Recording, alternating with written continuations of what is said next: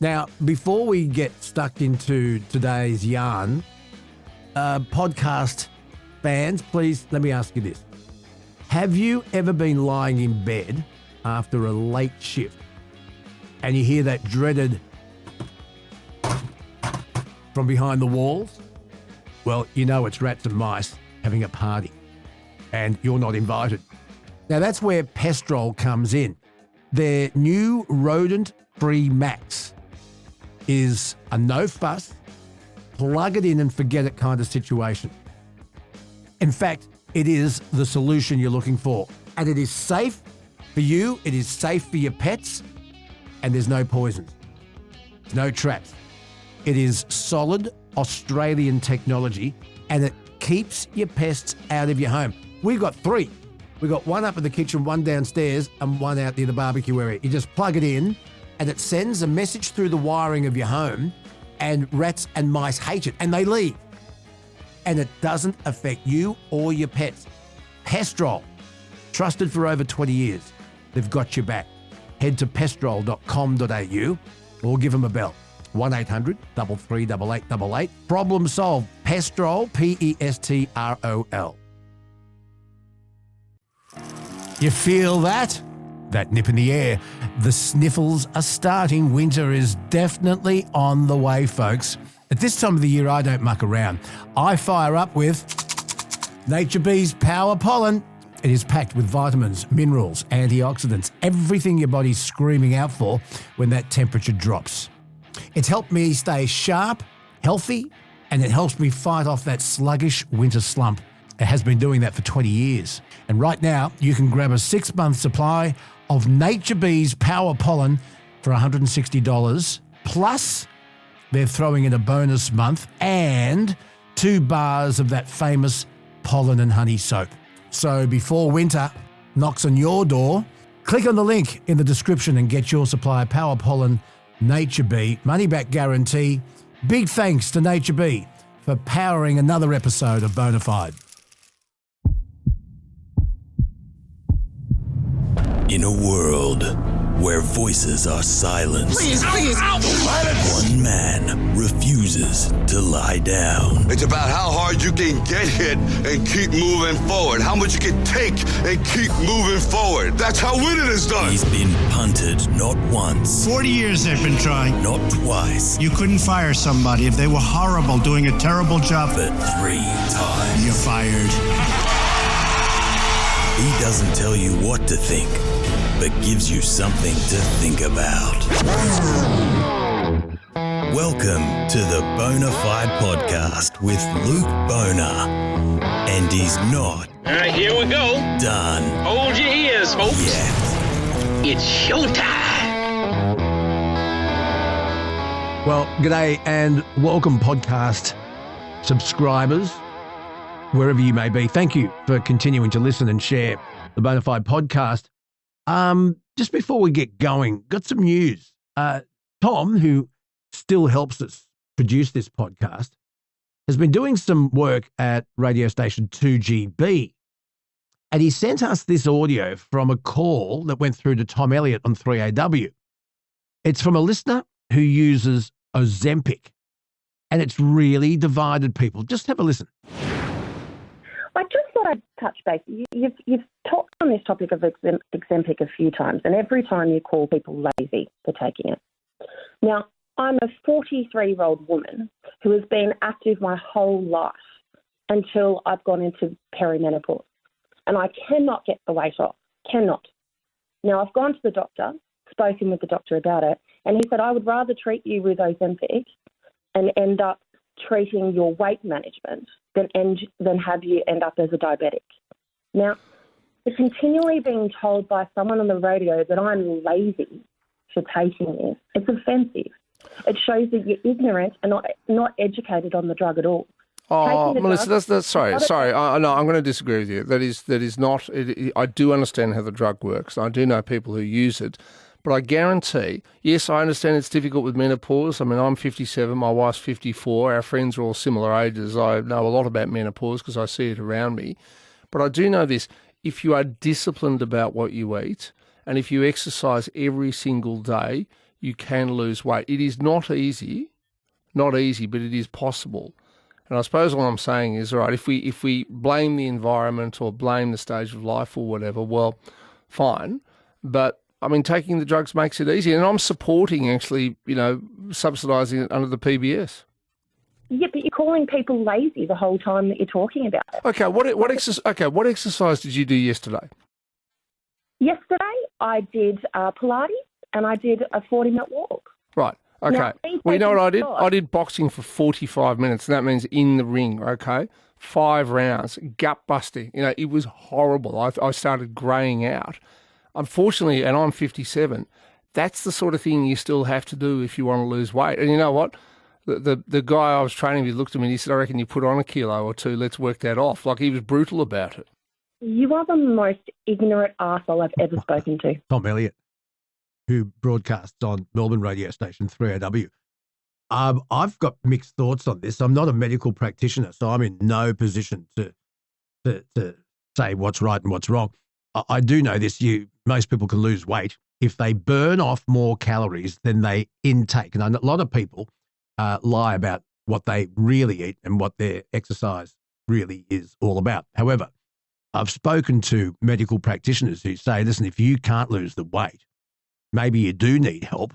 Ozempic, which was originally invented to help treat type 2 diabetes, a side effect was that it created weight loss. I've spoken to a doctor who said he'd rather prescribe Ozempic than be treating someone for type 2 or type 1 diabetes. So what do you reckon? One of Holly's bridesmaids, no, not a bridesmaid, wasn't a bridesmaid, sorry, it was a friend at the wedding, has always been super, super attractive. And I saw her at the wedding. I said, you've lost a lot of weight. She's on Ozempic. Number one, I don't think she needed it in the first place. She looked perfect. I don't want to sound predatory, but she looked perfect. And she said, I want to get as thin as I can because it's the look I want. And she's on Ozempic. Anyway, I'm not a qualified doctor, but what are your thoughts? Is gastric lap banding, is that lazy for people who can't lose weight and they have invasive surgery? Is that lazy as well? What are your thoughts? I'd like to hear. Some other news making headlines at the time of dropping this podcast. I cannot believe what's happened at that Queensland zoo. A woman suffered serious injuries after being bitten by a lion. A usually bustling tourist attraction, empty. The fellow on the gate there has said that they're closed for the day, so yeah, it's a little bit disappointing. Didn't elaborate on the fact. Inside, there was chaos. Just 30 minutes before opening to school holiday visitors, a zoo worker in her 50s was attacked. A lioness grabbing her by the left arm and savaging her. Darling Down Zoo. She's in her 50s. We find out that she was actually a cleaner at the park. How she got close enough to put her arm through a separation cage to have it ripped off. I mean, she had her arm taken off. This is about 50 k's south of Toowoomba, west of Brisbane. The woman was reportedly watching keepers working when she was attacked. The zoo is home to big cats, including lions, tigers, and leopards. It's just the most horrific thing. She is going to survive, but whether or not they can attach her arm again, well, we'll have to wait and see. But how does somebody get that close to a lion? There's going to be some serious questions that need to be answered here for sure. A spokesperson for Queensland Ambulance said the woman suffered a significant arm injury. My understanding is that she lost her arm, but we'll wait and see. Here's something else you might want to comment on. Australia Day cricket. It's facing an unsolvable nightmare. Cricket Australia says that they're trying to offend no one on Australia Day. The problem is that it has the potential to leave no one happy. And it's a problem that isn't going away, according to sports writer Robert Crash Craddock. Is it offensive to play cricket on Australia Day? I don't think so. I think people would love. Is it offensive to play cricket on Anzac Day? It's another argument. But I think Cricket Australia is onto a hiding from nothing, this political correctness. I think we'd all love to watch a game of international cricket on Australia Day. More on that as more comes to light. Your thoughts? And this story comes from figures that were released recently by Roy Morgan Research. And listen to this. It reveals that more than 1 in 10 people aged 18 to 24 are smoking cigarettes, a 36% spike in less than 12 months. And it's led to renewed criticism of the Albanese government's vape crackdown. So we've got more people smoking and vaping than we did a year ago, particularly in that age group 18 to 24. Now, the millennial, when she has a drink, she smokes. And you're a little bit over that 24 now, Kelsey. I've said this before at Holly's engagement party here a bit over a year ago now. There were, 30, 40 young people aged between, I would say, 25 and 30, 31, and nearly every one of them was vaping. And I asked questions. I said, how come you're vaping? Are you onto the e-cigarettes to try and get off tobacco? And every one of them said, no, I went straight to vapes. So why is that? Is it a look? Is it a vibe? Is it a fad? What are your thoughts, millennial? I think it's just a really low barrier for entry with vapes. They taste good. You don't have to go outside. I mean, depending on where you are, the barrier to entry is really low. So young kids tend to be more curious about nicotine products, and it just makes it easier, I guess, to get into it. It's absolutely got me buggered this, because I always thought e-cigarettes were there to get you off tobacco products, and people are now onto them. They've got nicotine in them, most of them. And you're right, they taste, well, they're marketed at young people. Raspberry, cherry, pineapple, come on, they are. Anyway, you might have some thoughts on that. Coming up on Bonafide, we're going to talk motoring with James Ward, a fascinating chat with the Reverend Jim Reynolds. We'll take an interesting caller and Truckee Tuesday.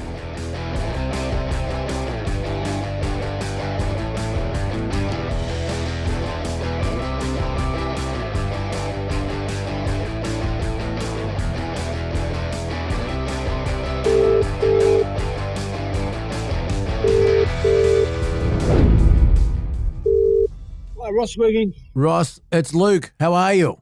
Good, mate. Yourself? Good. Thank you for doing this. It's all right. I think I went to school with you. This isn't Ross Beckley from Narrabeen High. Ah, thank you. My God. Hey, listen, a couple of episodes ago, we got an email from Roscoe's friend, Scott, letting us know about Roscoe's Mad Max obsession. This comes after we spoke to James Ward from drive.com.au, who many years ago, as a project, put together and built from scratch a Mad Max black-on-black pursuit car. Well, this next bloke you're about to meet, Roscoe, as I say, he has a Mad Max obsession. He makes RVS radios, LTS sirens, used in that movie. Ross has an OAM. He runs a charity for first responders called Behind the Scenes, and he's an interesting character, and I just found out I went to school with him. Ross Beckley. Ross Beckley from Narrabeen Boys High. I can't believe it. We've got a lot to answer for, I think. You and I were in the same year. Yeah, I left in 77. Yeah, I left. I was there first and second form, and then 76 was sent to boarding school for disciplinary reasons, not because I'm Catholic. And I came back in 78. But Ross Beckley, what a joy to catch up. I had no idea it was you. It was me. It's me. There's only one off too. You know, I'm a one-off. You always were a character, and you used to do these great little cartoon drawings, I remember. Oh, yeah. Yeah, that's a long time ago. Yeah. I was in the fire brigade for over 20 years, and I got medically discharged with post-traumatic stress and got into light bars and sirens and all this sort of stuff as a form of therapy, you know, just to keep my mind occupied so I'm not in the dark side all the time, and as well as running behind the scenes. So it was the light bar and sirens things was cheaper than a psychiatrist, so to speak. I've spoken to a lot of first responders in my lifetime, whether they be paramedics, fireys, police officers, and return service men and women who suffer from PTSD. And there's not enough support. I firmly believe in that. But you had, but you always were a very intelligent bloke, so you understood you needed help, and you sort of gave yourself some help, self-help therapy. Yeah, self-help therapy, and I thought about, I didn't want other people to be suffering what I was going through after, you know, a fairly long career. So that's why I started behind the scenes to share it and get people talking. You know, it's about talking, about, you know, touching base with people going, I'm not having a good day. And other people go, yeah, I'm not having a good day either. But it's about sharing, which is the main thing. But also having the courage to say, I do need help, because men don't like admitting this stuff. But men like to be strong. Yeah, you're not supposed to show weakness, and more so because of the world that we're in with emergency services. You tend not to, you tend to button up and just get on and do the job, but then you pay for it later on. Exactly. So you coped by, well, you run a charity for first responders, as I said, called Behind the Scenes. But you are obsessed with Mad Max, a bit like myself. Back in the day when Mad Max came out in 1979, I went to the Manly pictures with my girlfriend and watched the first screening. I thought, how good's this? I took her home back to Monavale and went back and watched the next session.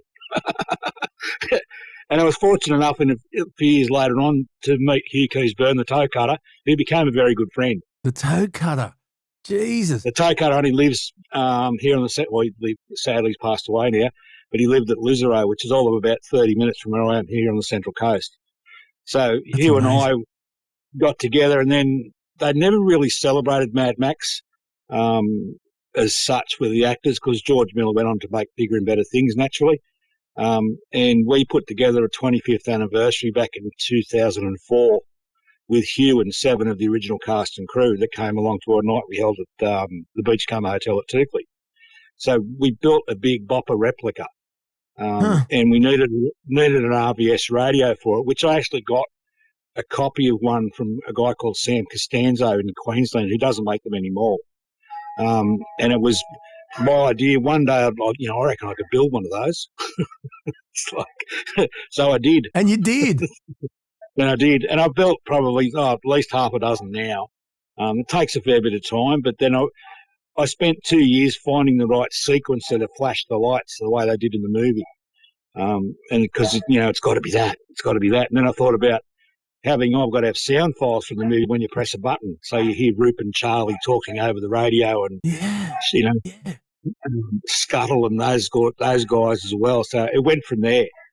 That's what happened. And the LTS siren that was, iconically in the movie, you can't get them if you can. They're about a $1,200 item. So I thought, no, I'm going to make one. Wow. So I use a sound card that I get from overseas and put the files on a card and put it in the box, and we go from there, which works.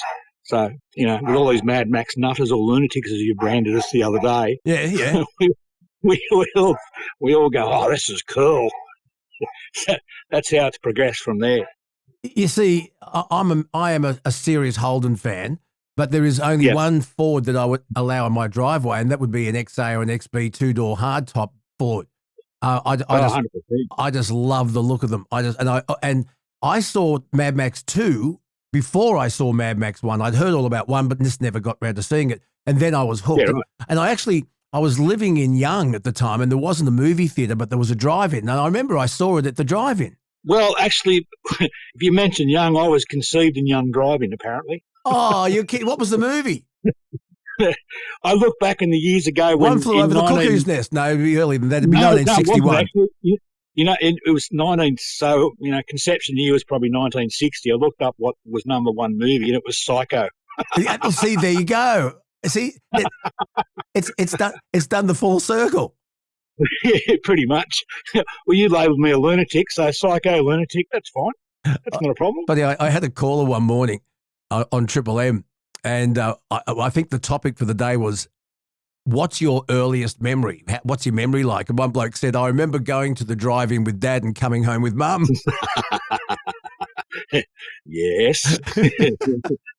Yes. But I was adopted when I was young. My mum came to Sydney because she was all of the 15, come to Sydney, put me up for adoption and went back to Young. I can't believe this. I cannot believe this. This is a bloke I went to school with, and I had no idea until we started the phone conversation. And the thing is, I'm adopted as well. Did you know that? No. My mother was a 15, nearly 16-year-old Aboriginal woman from Burke. Right. Fell pregnant. gave birth to me on the 10th of May, 62 at Crown Street Women's Hospital and tried to... it was the 17th of May at Crown Street I was, in 61. Unbelievable. I've got to take a deep breath. Small world. I talk for a living and I'm speechless. I'm seriously speechless. You were awarded an Order of Australia medal. Congratulations. Yeah, cheers. That was out of surprise. I don't know who nominated me. I've got no idea. And it was interesting to go to Government House and get awarded by the Governor General and all the dignitaries that were there. It's a pretty amazing experience. It was quite humbling to, be sitting beside a guy that's worked for 45 years or a scientist and they go, what did you do? So I started a program for first responders. Yeah. It was, and outside at the Government House, the police band were playing, the little band they've got. Yeah. And the ladies had their hats on the ground and I reached in my pocket and put 20, 30, 40 cents in their hat and said, thanks for that, just as a giggle. So it was an interesting day. I was way out of my depth. No, you weren't. Listen, were you actually diagnosed with post-traumatic stress disorder? Yes, in 2009. So I managed to stay in the job for another 5 years and then went on to workers' comp for another 5 years, which was absolutely horrendous, which I don't wish upon anybody. Tell me why. Because of video surveillance, I had people follow me for nearly 5 years. Insurance, yeah, which I'm not allowed to mention, but I did. And they also did a thing called desktop surveillance, so anything on the computer or internet regarding me, if I spoke to you and you spoke to me, it was recorded and written down and photos, and it was just horrendous. And considering you're suffering from a stress-related illness, you don't need the extra stress of the way insurers treat you. I've got a mate who's been on workers' comp for 10 years. They haven't settled his case, and it's tragic. Tragic. But the thing I learned through Wounded Heroes is that the ADF is the only government job where there's no work cover. Yeah, it's exactly right. I'm fortunate enough, emergency service workers have got a different clause in the workers' compensation system where they can't be punted off the program, so to speak. Normally I think general public's 26 weeks, then you go onto a different system, but emergency service workers can stay on there forever, which is somewhat of a benefit to an extent because you're not talking big money. They were getting me $373 a week. That's all I was getting. Wow. It's like, and then battling my own personal injury, which I call it an injury. It's not a disorder at all. It's not a disorder.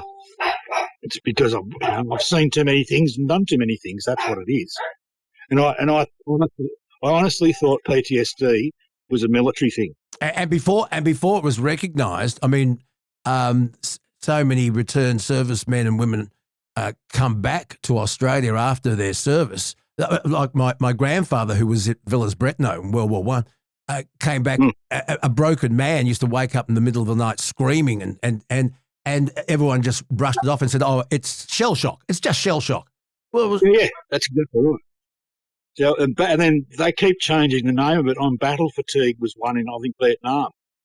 It was it's the same thing, PTSD. It's just, and then there's a push in America to change the disorder to injury, but naturally insurers don't want that. There's a resistance. Ross, when you are a first responder and you're the first at a terrible, at the scene of a terrible accident, for example. Yep. Can you ever really be trained to cope with that? Not really. You just tend to get on with the job, so to speak. You know what to do. So the person trapped in a car with a steering wheel around them, and get in and do the job. And it's not so much at the time when you're doing the job; it's after when you sit back going, "That was a bit ordinary. That job. That was a bit tragic." Or if kids were involved, it's always worse. Naturally for anybody. But most people on the job, most first responders, just get in and do the job, which is pretty amazing because they're ordinary people trying to do extraordinary things. That's the bottom line of it. I know somebody who was it's a family member actually who was in real estate for many years and really, really successful, but then just thought I want to do something else. And can you believe it? Became a paramedic. I'm serious, and still is. But she was saying when she was doing her training and doing ride-alongs, one of the first scenes she had to go to was an attempted suicide. And a woman jumped off a 15-story building down onto a loading dock and survived. Wow. And she was on the scene first. They were not arguing, but debating whether or not they call her dead because her heart kept stopping. And and this was before she'd finished the training. This was just, the process of the training. And I thought, that'll do her. She won't be able to continue. But she has. I guess you sort of put up a shell, do you, to survive? Because, you're 6 foot tall and bulletproof. That's probably the best way to explain it. And it becomes worse when when you get diagnosed with something like PTSD, because you do think you're 6 foot tall and bulletproof. Nothing really is going to affect you, which is not the case. And you tend to go a little bit further than what you should have. I took a lot of risks later in my career where I thought, no, I shouldn't be doing it. Like, lying under a car that's, got petrol all over the road because a driver's trapped trying to, seal a leak in the fuel tank. Just you take risks because you think, if it blows up, I've been to jobs like that before and I'll survive it, which is not the case. On one of my previous podcasts, I took I had an in-depth chat with Keith Banks, who was a former Queensland undercover cop. It's a fascinating chat, and maybe you can have a listen to it when you get time. But sure, there's a bloke that used to live in our street, and he was a copper in the late 70s, retired early 80s, but he was at King's Cross. Yeah, we're talking about the Roger Rogerson era. A lot of coppers I know then only congregated with fellow police officers because they understood, they got it, and they self-medicated. A lot of them turned to alcohol and drugs to try and ease the pain. Oh, 100%. And that was the thing, that everyone go to the pub and get a few beers in you, then go home and don't take it home with you. But then, RBT came into effect and you couldn't have that debrief as such. My father was my natural father was a police officer in Sydney in that era that you've just talked about. He passed away about 3 weeks ago. And he's written his memoirs, but he said, you can't publish them while I'm alive because of what went on. Well, they might turn it into an underbelly segment. You never know. It was concerned when Blue Murder came out, that series with Richard Roxburgh and those guys. Mm-hmm. And he was at the printers when the book came out, reading the book going, I hope I'm not in this. Yeah. Yeah. But that was the way it went on. And my son's joined the police force since. So I was like, I can't get away from it. Wow. Anyway. Ross Beckley, congratulations on what you've achieved. And I can't believe we met through a friend of yours because of your Mad Max fascination. Oh, the Mad Max thing is, I've got numerous Mad Max things here. It's like he couldn't swap it for the world because we had that 25th anniversary. I had things signed and, got to meet Kundalini. Met him many times. David Brax, who was Mudguts, and Johnny the Boy. Johnny the Boy. Johnny the Boy, like me, Johnny. It's a threshold moment, step through. It's all that sort of stuff. I even met Roop, who was probably one of my favourite guys apart from Hugh Keysburn as a toe cutter. Roop was a great guy. Sadly, he's passed away. Were you ever tempted to build one? Like the whole car? I built a car. I built a Big Bopper replica for the 25th anniversary. We built that in 6 weeks. Just explain the Big Bopper. Big Bopper was a yellow XB with the red stripe. Ex-police car. It was the prominent car in the beginning that Roop and Charlie drove. When they from the very beginning was the Big Bopper car, which was one of my favourite cars. And then and it has multiple accidents in pursuit. In pursuit, I met the mechanic Clive Rowell, who worked in Mad Max, that kept those cars on the road with a couple of the other guys, Robert Orchard and people. When it hit the caravan, it took Clive 2 days to get it going again. It goes through a caravan. It doesn't just hit it; it goes through the caravan. The caravan, and you got the little toddler walking out to the middle of the road. It was exactly right. It was unbelievable, wasn't it? And Steve Bisley. Steve Bisley, I think, but Clive had to take the radiator out of the black two-door Falcon and put it in the XP Big Bopper to complete the scenes because it was destroyed. So a lot of stuff went on behind the scenes that not many people know about. Look, I love the scene where Steve Bisley jumps on his motorbike. He's in the cafe and he hears the radio and he goes off in pursuit and then has an accident, slides along into the side of the car. And someone says, what's going on? He says, I don't know. I just got here. And I met the guy that did a lot of the bikes in the movie, Terry Gibson, the stuntman, along with Dale Bench and a few others. I've met Terry, and Terry is completely mad. You reckon I'm a lunatic? Terry is a lunatic. He just drove the toe cutter chase scene, the Steve Bisley on the bike that, David Egby was on the back filming the Speedo. That was real. It wasn't anything CGI. In those days, it didn't happen. He did that speed, in ridiculous speeds. There's a pretty good interview with Terry Gibson where he says, and that was only the first run. And George Miller goes, no, that's it. That's fast enough. It's like great, just a great movie. I've had it, with me, beside me all my life. Isn't that amazing? I loved Mad Max 2 as well. I didn't think much of Beyond Thunderdome. Great cast and Tina Turner and all of that, but and Fury Road, I've got no time for it all. But it's the first two that I love. Oh, I'm very much the same. The only reason I like Fury Road because Hugh was in it, and I knew what he went through prior to getting that role in Fury Road, which was a bit of a payback by George Miller for what he did for him, 40 years, 50 years ago nowadays. And George invited Hugh on for that scene. Well, not that scene, but that character of Immortan Joe. But they were going to film it at Broken Hill first, but because of the rain, everything was growing too well. Everything was green. It was too green. Broken Hill was too green because they had rain. That's right. So they went to Namibia. It's like of all places, but it worked. It worked. But what they did in Mad Max 1, you would never do it today. The same as Mad Max, rolling a semi-trailer with a tanker on the back, that would never happen. You wouldn't do it. It'd be CGI'd to the max. Oh, wouldn't it? To the Mad Max. Ross Beckley, what an absolute joy. Thank you for taking the time to give me a call. What advice would you have for people listening to this who are doing it a bit tough between the ears right now? Put your hand up and talk. Reach out. Say you're not coping. Tell people. Tell someone. And I get a lot of people here because I do a lot of light bars and sirens for guys restoring ex-police cars and fire engines. A lot of them are ex-emergency service as well. They want to have an old police car like they did in the day. And it ends up a therapy session on the back veranda here at home. Because you don't have to bullshit for people. You just cut straight to the chase. I don't need to know what you've seen and done because I've done it myself. Exactly. So, and it's about having like-minded people around you. That's the ticket. Can you do me a favour? When you're finished with me, can you go onto YouTube and look up Google on YouTube? When you go to YouTube, look up a song by Adam Brand and Matt Cornell called Our Church, and I think it'll really resonate with you. Well, for sure, 100%. And it's important, just to share, women's conversations, they go right into everything, they have a chat and they go, how are you feeling? I'm not too good. Things are going well. The kids aren't battling well. The husband's being a bit of a dick, blah, blah, blah. Blokes go, you all right? Yep.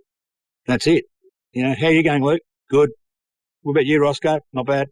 We don't talk enough, which is a big thing. And they'll elaborate, you don't look well, Luke. You all right? Oh, not too bad. Yeah, kind of.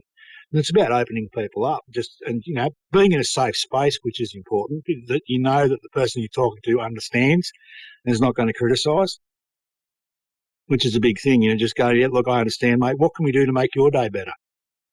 And it could be just having a coffee, as you said, or, whatever, go for a walk, whatever. Or my door's always open. You want to call in? Call in. I don't care. It's fine. It's being open to people, which is a big thing. And you look at all those big organisations, Beyond Blues, everyone says the same thing, talk. And in a lot of my presentations, I used to say, if you were down at Bondi Beach and having a swim and there was the surf lifesavers and the police and the ambos and the helicopter watching you have a swim, they're waiting for you. But it's up to you to put your hand up before they come and rescue you. And it comes back to you a fair bit. It's up to you to put your hand up. That's the big ticket. Ross Beckley, what a joy. Great to catch up. We'll do it in person soon, hey? Indeed, my friend. You have a great day, and thanks for ringing. Hey, mate, 2101. Time to move out of Sydney. I did. I moved out for over 20 years, mate. I came back.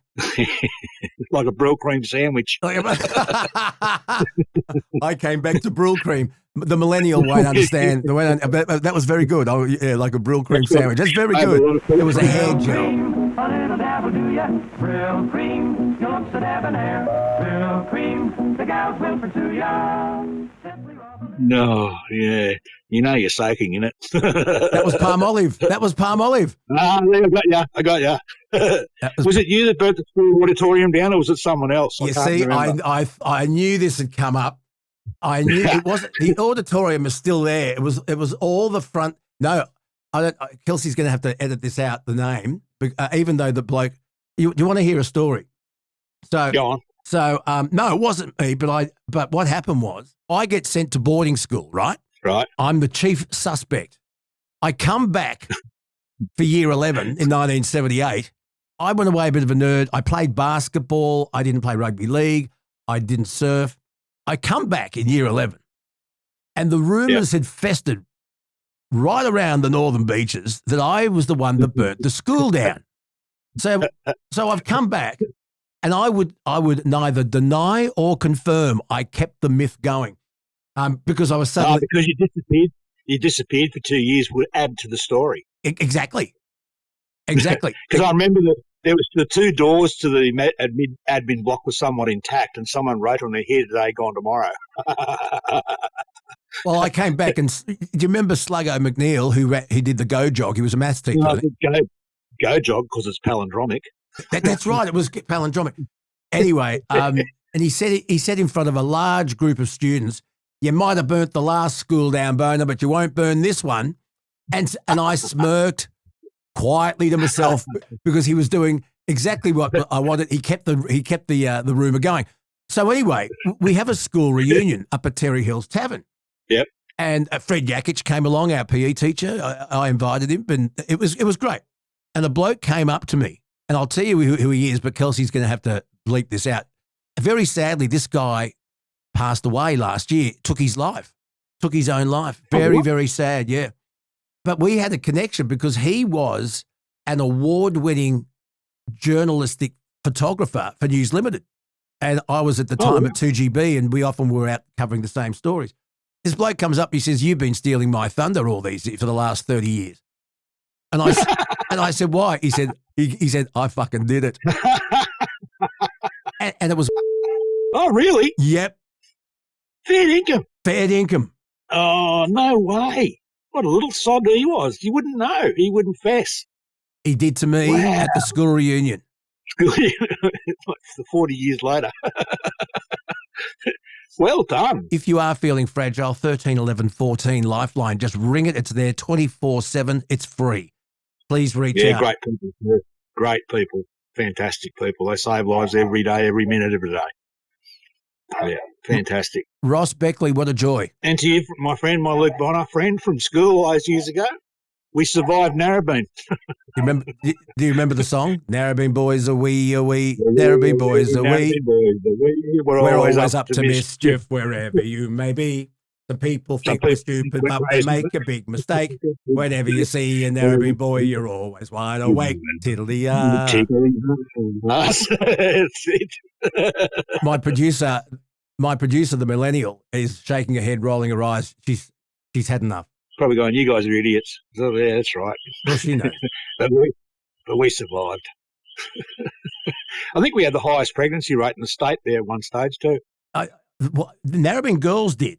And then I remember up the road at Forest High, it was they changed the school rules so you couldn't bring your lunch to school in Glad Wrap because right. they were using the Glad Wrap. But yeah, Narrabeen girls at one stage had the highest teenage pregnancy rate in the state. That's right. My English teacher used to, every time I used to go to English, she'd tell me to go and stand in the bin because I was only rubbish. Talk soon. All right, mate. Speak to you. Thanks a lot. No, thank you. Ross Beckley. Wow. Coming up, the Reverend Jim Reynolds. This is a fascinating chat. Stay with us.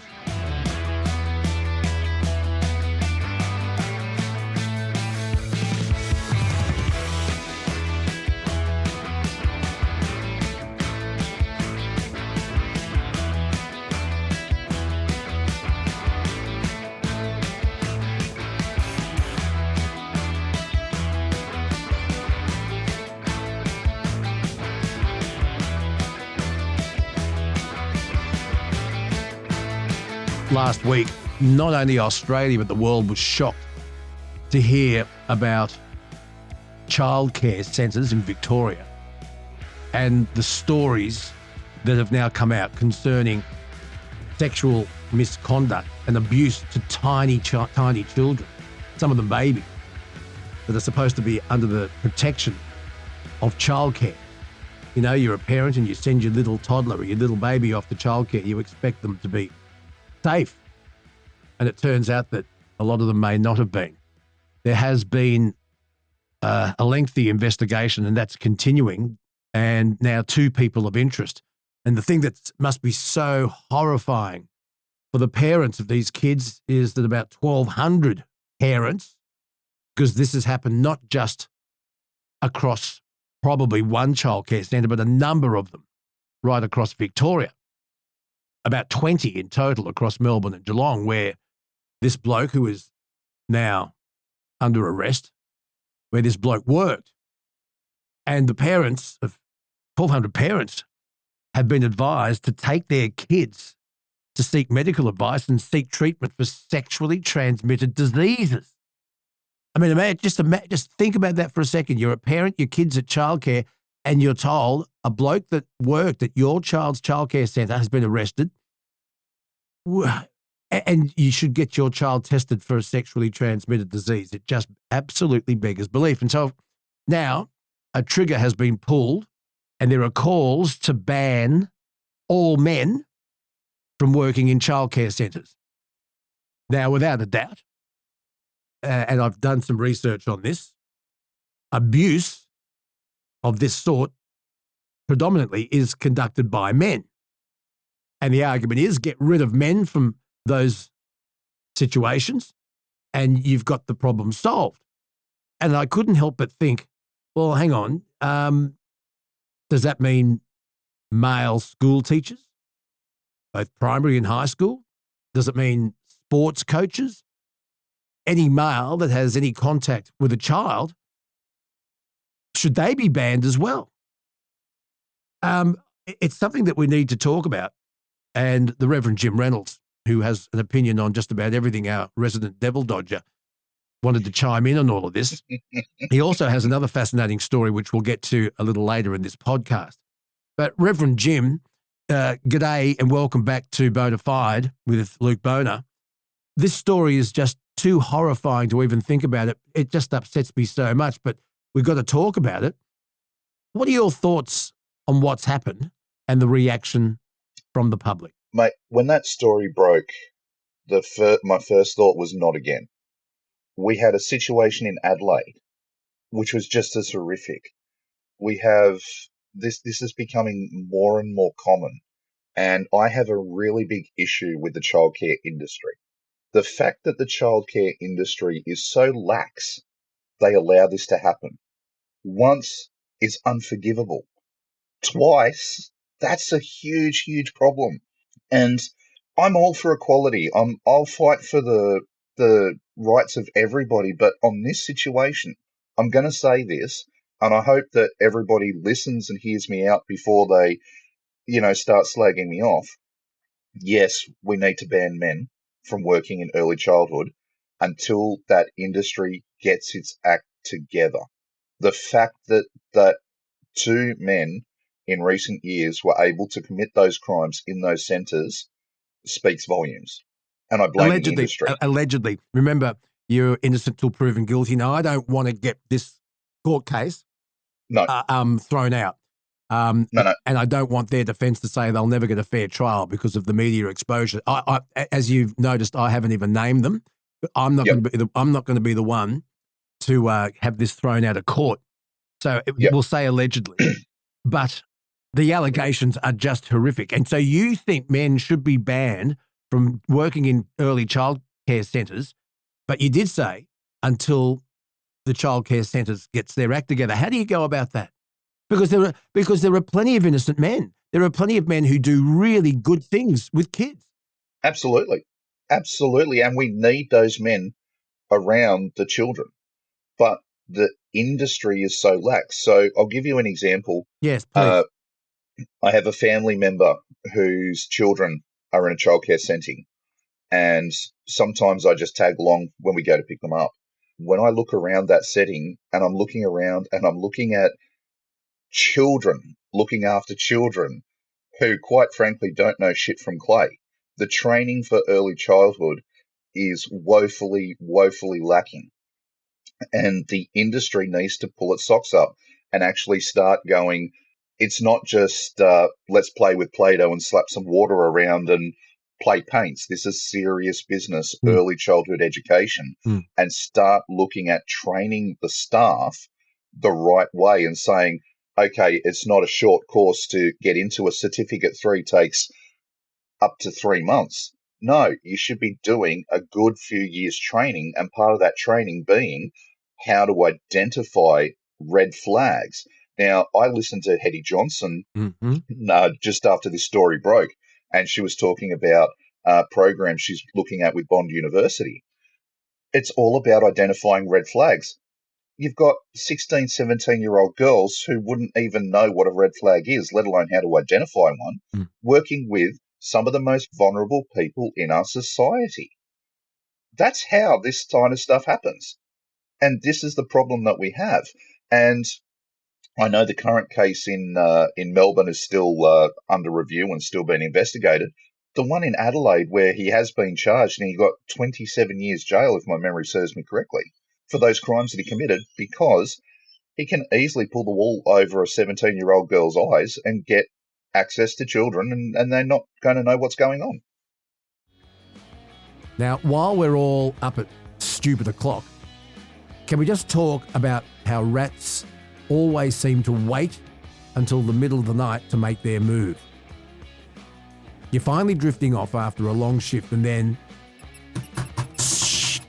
they're doing laps in your roof and behind your walls, as if it's Bathurst. Now, we've been using the Pestrol rodent-free Max for many years now. I've known Andrew Fennell, the owner of Pestrol, for 20 years.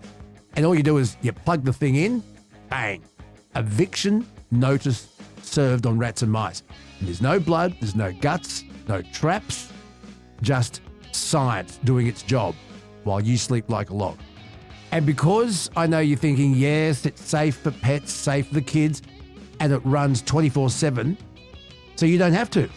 It's $139. It comes with a 100-day money-back guarantee and a 2-year warranty, which is longer than half the appliances in my kitchen. Get it at Pestrol, Pestrol, pestrol.com.au, or call 1-800-338888, 1-800-338888, and tell them I sent you. Links are in the show notes. But you need, when you're working with children, I know this when I was coaching a school basketball team, I had to have a police check. And I had no problem. I said, of course, I totally understand, and I agree with that. So you need a working with children certificate, and you need to be approved. And if you have a prior, obviously you won't get the job. But a lot of these perpetrators are on the job because they haven't been caught yet, and they don't have a criminal record. Exactly. So the working with children's check is just really just a falsehood, and unfortunately a lot of employers use it as just a general check and not even really bother with anything else, because if you can get a working with children's check, you're all clean. Mm-hmm. But you're right, you haven't been caught yet. We need to be able to start teaching people how to spot the red flags with what adults are doing with kids, how they're actually grooming kids, or are there ways that if it doesn't sit right, then you need to start looking a little bit deeper. It's a bit like that when you go to the train station here, if you see something, say something. Mm-hmm. And it'd be really, really interesting to have Hetty discuss some of the red flags that they're, with this course at Bond University. I wasn't able to catch a lot of this course because the outlet she was speaking to didn't really promote it.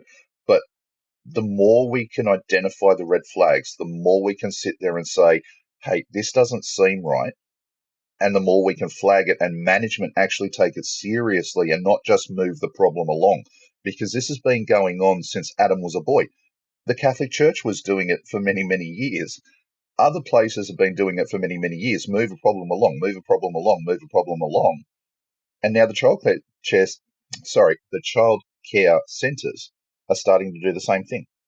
It's amazing, isn't it, that there can be suspicions or allegations and you can still continue to work until you're convicted. I mean, in rugby league, for example, if you have an off-field indiscretion and commit a crime, an indictable crime that has a penalty of 10 years or more, if convicted, you're not allowed to play again until it goes to court and you're exonerated. I remember there was a bloke his nickname was the Prince of Brookvale, Brett Stewart, the former Manly fullback, who had allegations aimed at him by a girl and her father. 18 months he missed out on playing professional football, and he was exonerated. They were the girl and the father were liars. So what do you do? I mean, I'll tell you something else that pissed me off at the time, and please, jump on me and tell me that I'm wrong. But my daughter works for, and when she was first in training, she had to do a bit of everything: check luggage in, greet people, work at the chairman's lounge, and do everything. And one of the first jobs that she was allocated was to be looking after unaccompanied minors when they travel from A to B. Only women are allowed to do it. Men are not allowed to be part of the accompanying of a minor on an aircraft. Men are not allowed. And it annoyed me at the time because I thought, well, they're just automatically coming to the conclusion that all men are potential pedophiles. It annoyed me at the time. Just because you're a man, you couldn't do that part of the job because you're born a man. And it seemed terribly unfair to me. But do you think that is a good policy? It is really hard. My first reaction is it's unfair. My first reaction is you're just accusing everybody, but we have to sit back and we have to face reality. We have so many sick parasites in the world, and they will take any opportunity that they can. And I would much rather have a company like Qantas have that policy and feel a little bit offended to know that a child is less at risk. And that's the world that we live in now. I am happy to take it on the chin. I'm happy to feel offended knowing that on the next flight, they're not put next to some sick prick that doesn't deserve to be breathing the same air as us. So it's a matter of statistics then, is it? Because you know as well as I do that some women have been convicted of child abuse. Yeah. Yep, absolutely. But the statistics weigh heavily in favour of the bloke. Most of the time, without a doubt, it's usually men that do this. But women have been convicted. I wonder how this is going to go in the courts, because then this may also become a sexual discrimination problem. Again, it's up to the industry to start putting in place the proper protections for the children. I am not a fan, and I have heard it suggested, I am not a fan of places like changing rooms and bathrooms having CCTV. But simple things like saying it is not appropriate for a 17-year-old girl to be the second person in a childcare centre is something that needs to be done. To be able to say that you need to have at least 2 years' worth of training, proper training, to identify what red flags are, having proper systems in place if there are suspicions or allegations raised about, somebody within the centre. Because we're not just talking about sexual abuse. We're not just talking about this current allegations or what happened in Adelaide. It could also be a female who may be hurting children in another way. Yes. We need to protect the children. If we start looking and start going down the road of AI and CCTV and those kind of things, my concern with that is it is so easy to breach. Look how many times data gets hacked. It's happened with our super funds. It's happened with the banks. Could you imagine a pedophile network getting that kind of image and breaking in to get the CCTV footage for those kind of rooms? I don't like that idea. Not at all. but maybe have a system where the training is upped, and two people, 2 to 1 in a changing room, and actually policing it and going in there and having inspectors go in unannounced to make sure that these are being adhered to. We're talking about 70 alleged acts of incredible indecency. 70 charges he's facing. And I told you there is a second person, apparently not related to any childcare facilities, and the charges against the second person involve different alleged victims.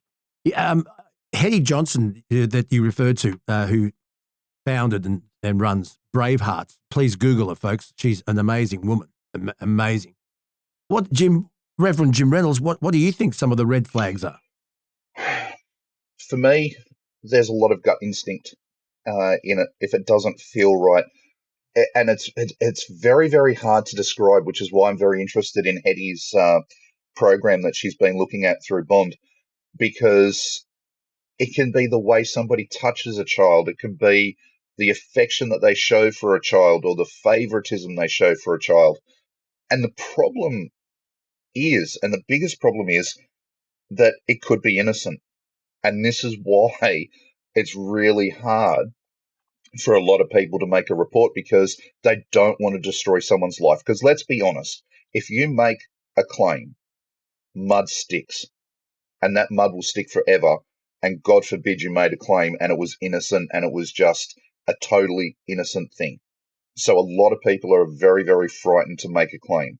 So that is why I'm so interested to see this kind of course, because you have your gut instincts, you have your, different things that you'll see.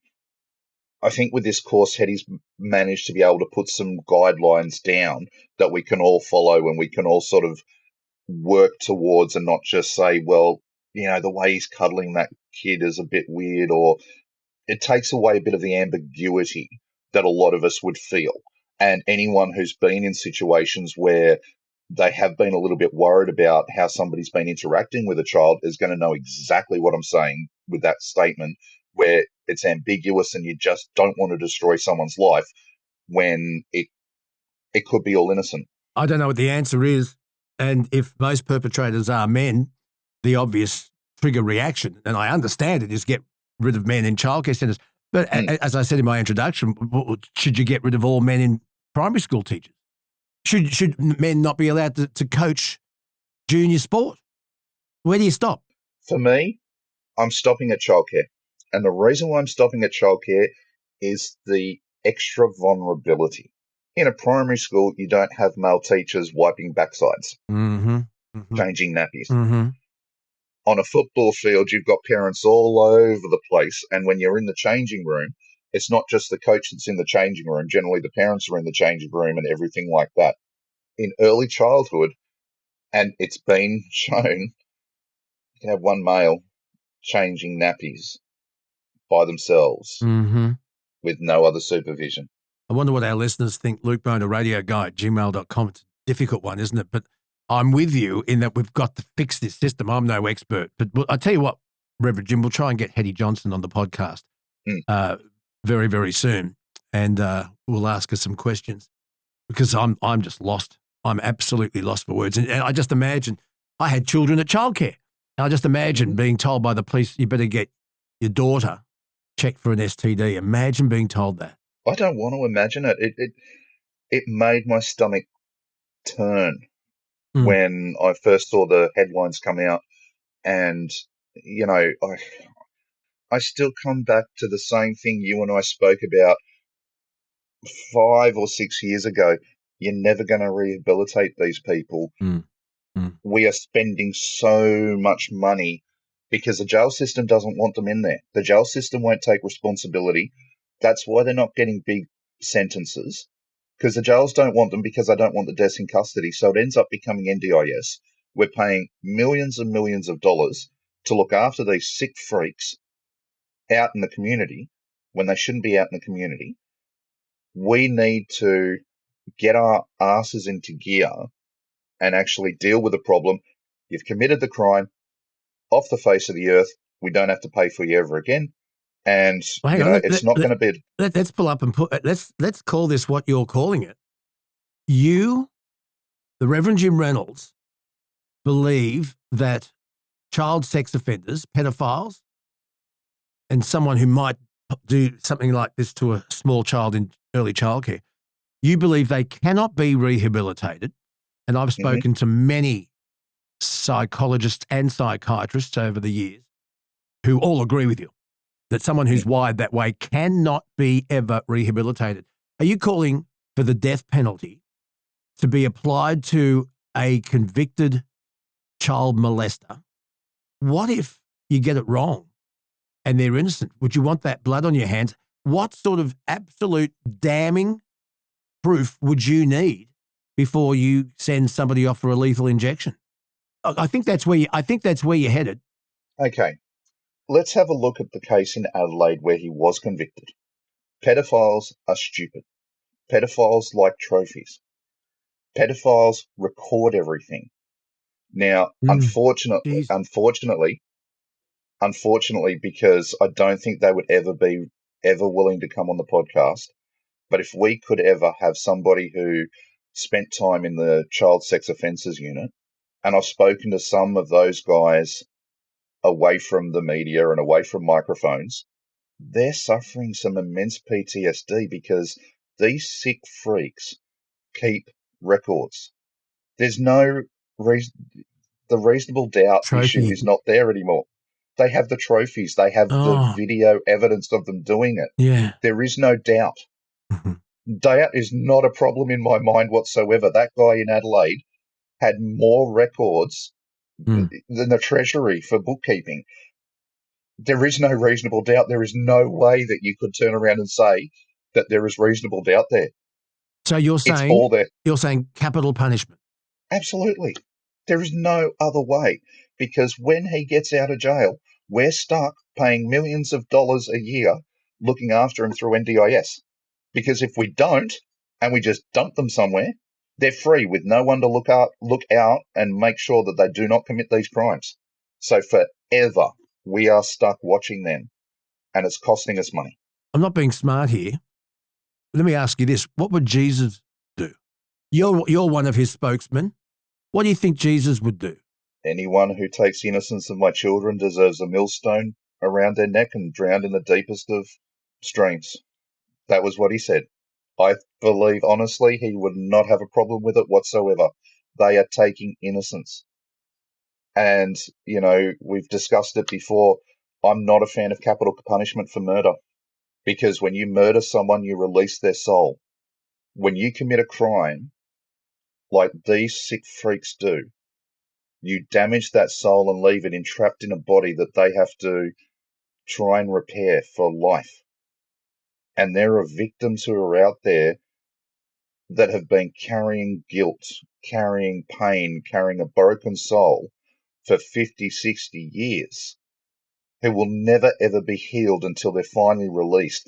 And it doesn't matter whether you're not a believer, you can be a believer, you can believe in any religion or whatever. Everyone says the same thing. When you die, your soul moves on or it goes forever.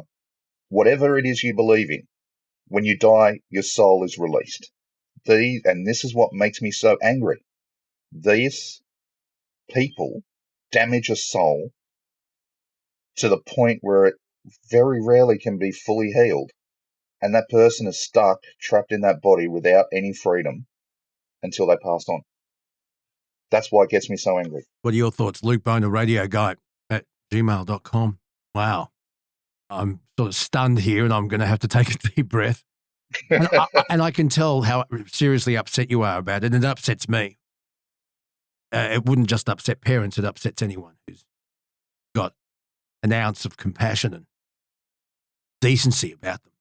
I don't, the thing is, I don't understand this. I don't understand this at all. It's completely out of my realm of reasoning.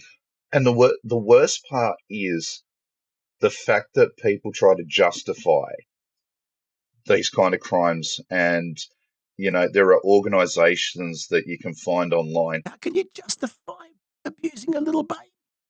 Who in their right mind can justify that? I don't understand it myself, but one of the things and one of the biggest problems with the internet is you can find a justification for anything. There's plenty of places that will say that, those kind of relationships are what was the old, gays being hated and one day you'll be accepted. And it's a very, very hard field. And the internet has a lot since the internet has come about, it's grown, it's exploded. It's an industry that was born, which should never have been born, beforehand. Pedophiles worked in small rings and, it was VHS tapes and it was very easy to crack and to contain. Now with the internet, you just don't know. You don't know what your neighbour's looking up. People think that there's an anonymity to it as well. You go onto the dark web and you can find just about any sites. I would love to get somebody on the podcast. Unfortunately, a lot of the police officers who work these kind of cases don't necessarily want to talk about it outside of work not because they can't, but because it is quite traumatic. But we need to know what's out there. We need to know as a society what to look out for, and we need to know these red flags. The Reverend Jim Reynolds is with us. And just while you're on the internet, there's another story I wanted to run past you, Jim. We have seen over the last 10 or 15 years an unbelievable increase in abuse of young girls by their peers, young boys. Mm-hmm. And I understand that there's an organisation that's called the Top Blokes Foundation. Now, I talked about this on Weekend Sunrise last Sunday. And what they do is they host forums in schools across New South Wales for between 3 and 6 months at a time. And they talk to boys about various issues such as their mental health, and also they're teaching them how to treat women with respect. I was just thinking back to a story fairly recently about a group of Year 12 boys who, using AI, put the faces of girls they went to school with and put them on the bodies of porn stars, etc., and then circulated it on the internet, and people had to rate them out of 10. Who does that? Who does that?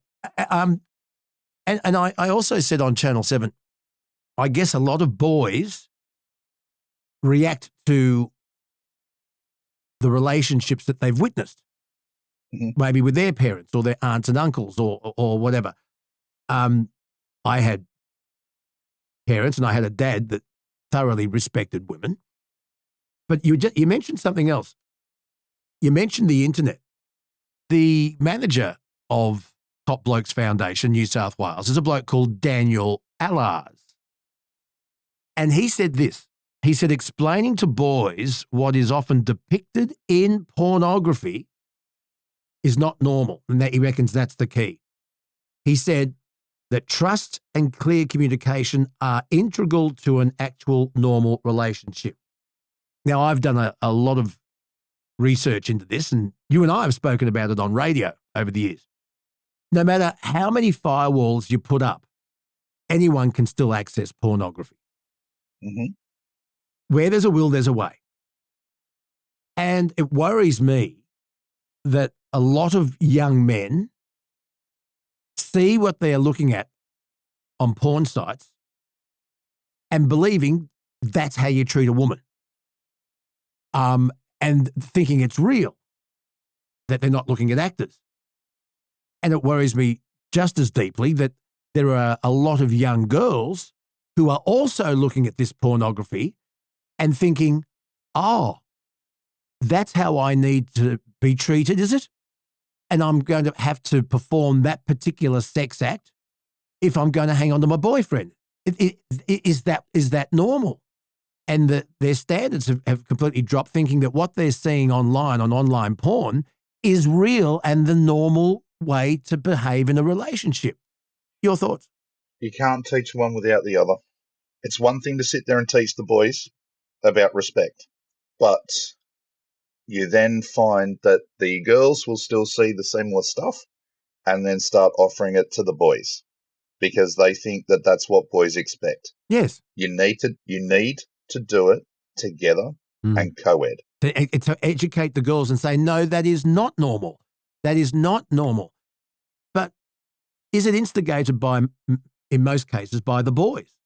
I don't know. Not necessarily. I mean, when I was in high school, there was no internet. I had a friend whose father had Playboy magazines, and that was it. That was it. There was no internet, and even though there are supposed to be blockages and firewalls on what sites minors can access, they can still find it.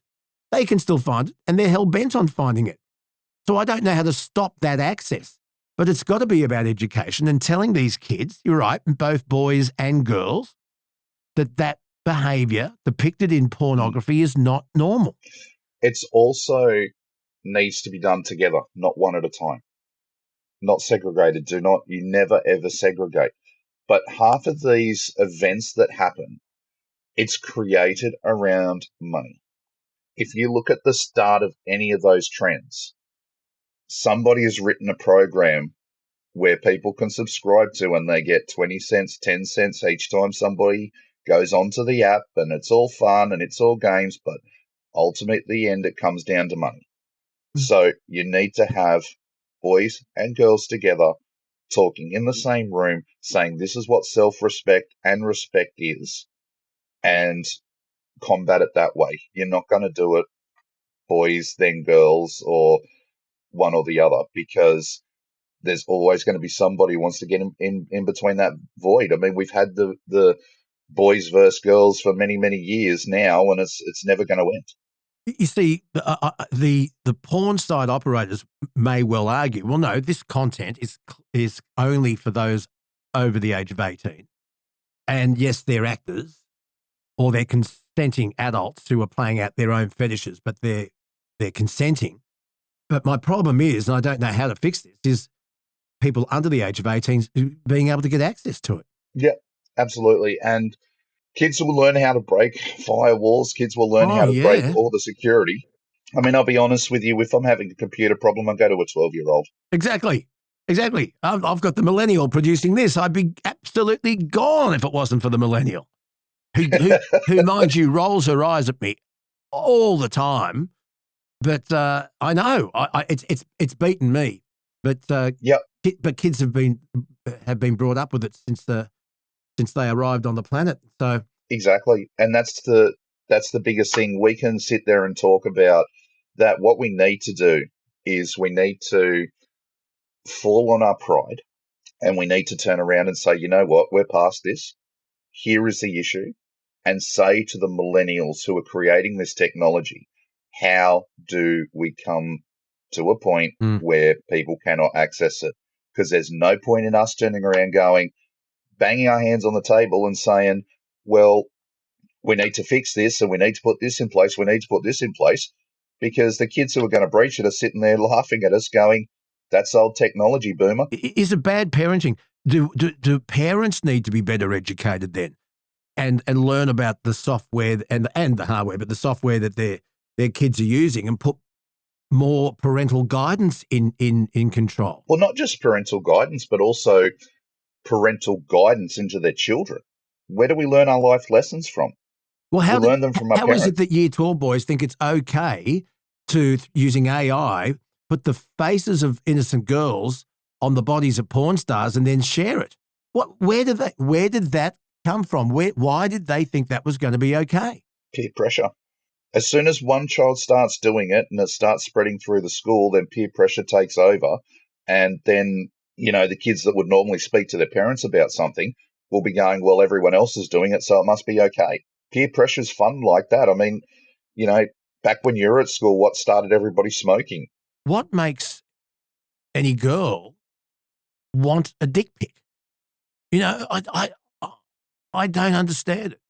I just don't understand it. It's new. It's interesting. It's something different. They feel grown up, and their friends are doing it. So why not get it now? I mean, technology has changed the mindset of so many people, and it's absolutely crazy how it's happened.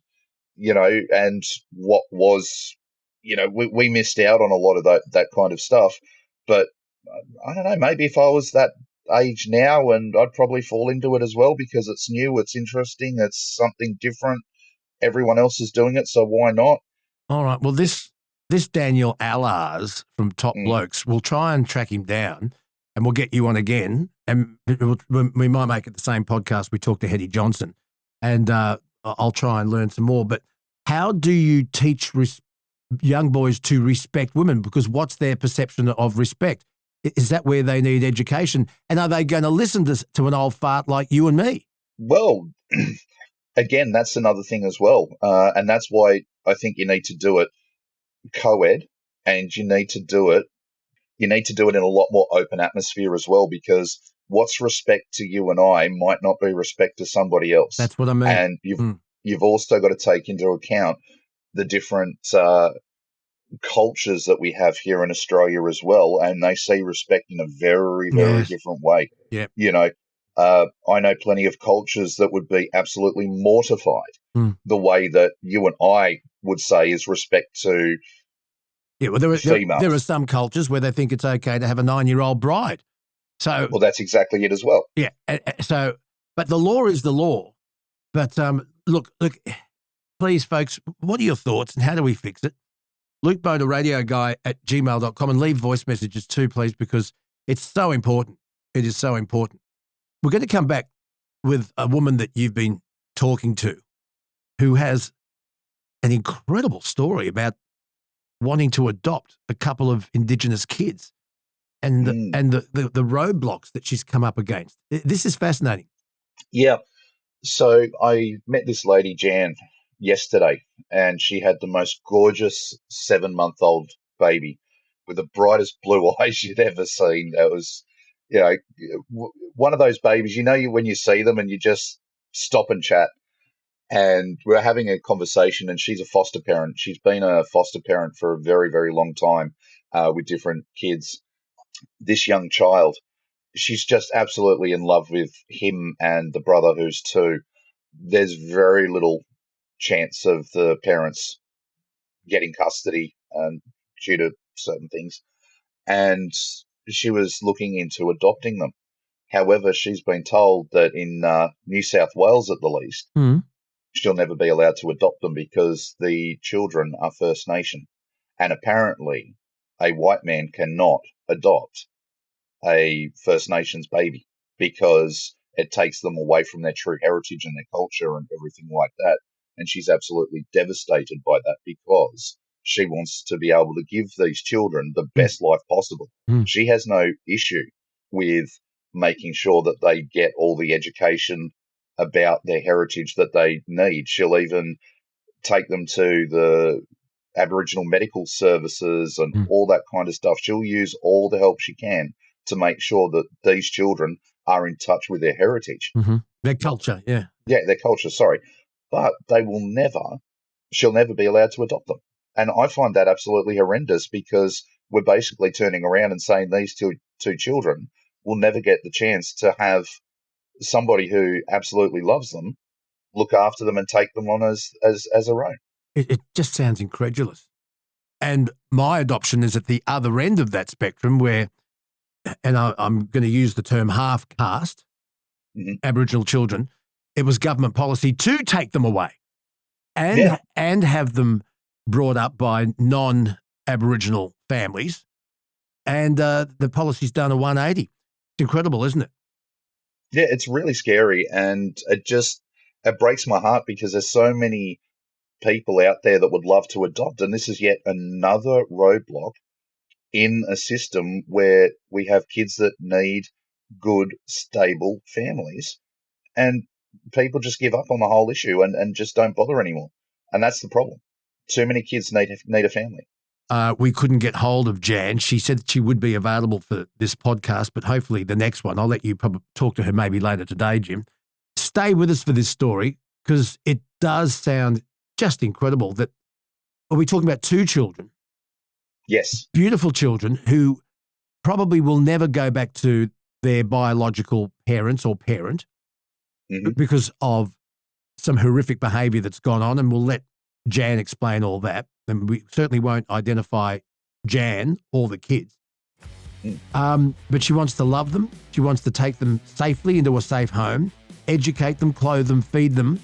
And she also is dedicated to those children staying in touch with their Aboriginality, their Aboriginal heritage, and their Aboriginal culture. She gets that. She applauds it. She will encourage it. And yet the policy is she's not allowed to adopt them. So look, we'll continue that next time we chat, Reverend Jim Reynolds. Always good to talk to you. It's been a confronting chat this morning. Not always fun. But the topics that we've touched on need to be spoken about. They absolutely need to be spoken about. And I would love our listeners' feedback. Luke Boner, radioguy@gmail.com. Please feel free to leave a voice message. And Reverend Jim, we will do this again very, very soon. Mate, always a pleasure to have a chat. Coming up, motoring expert James Ward from drive.com.au.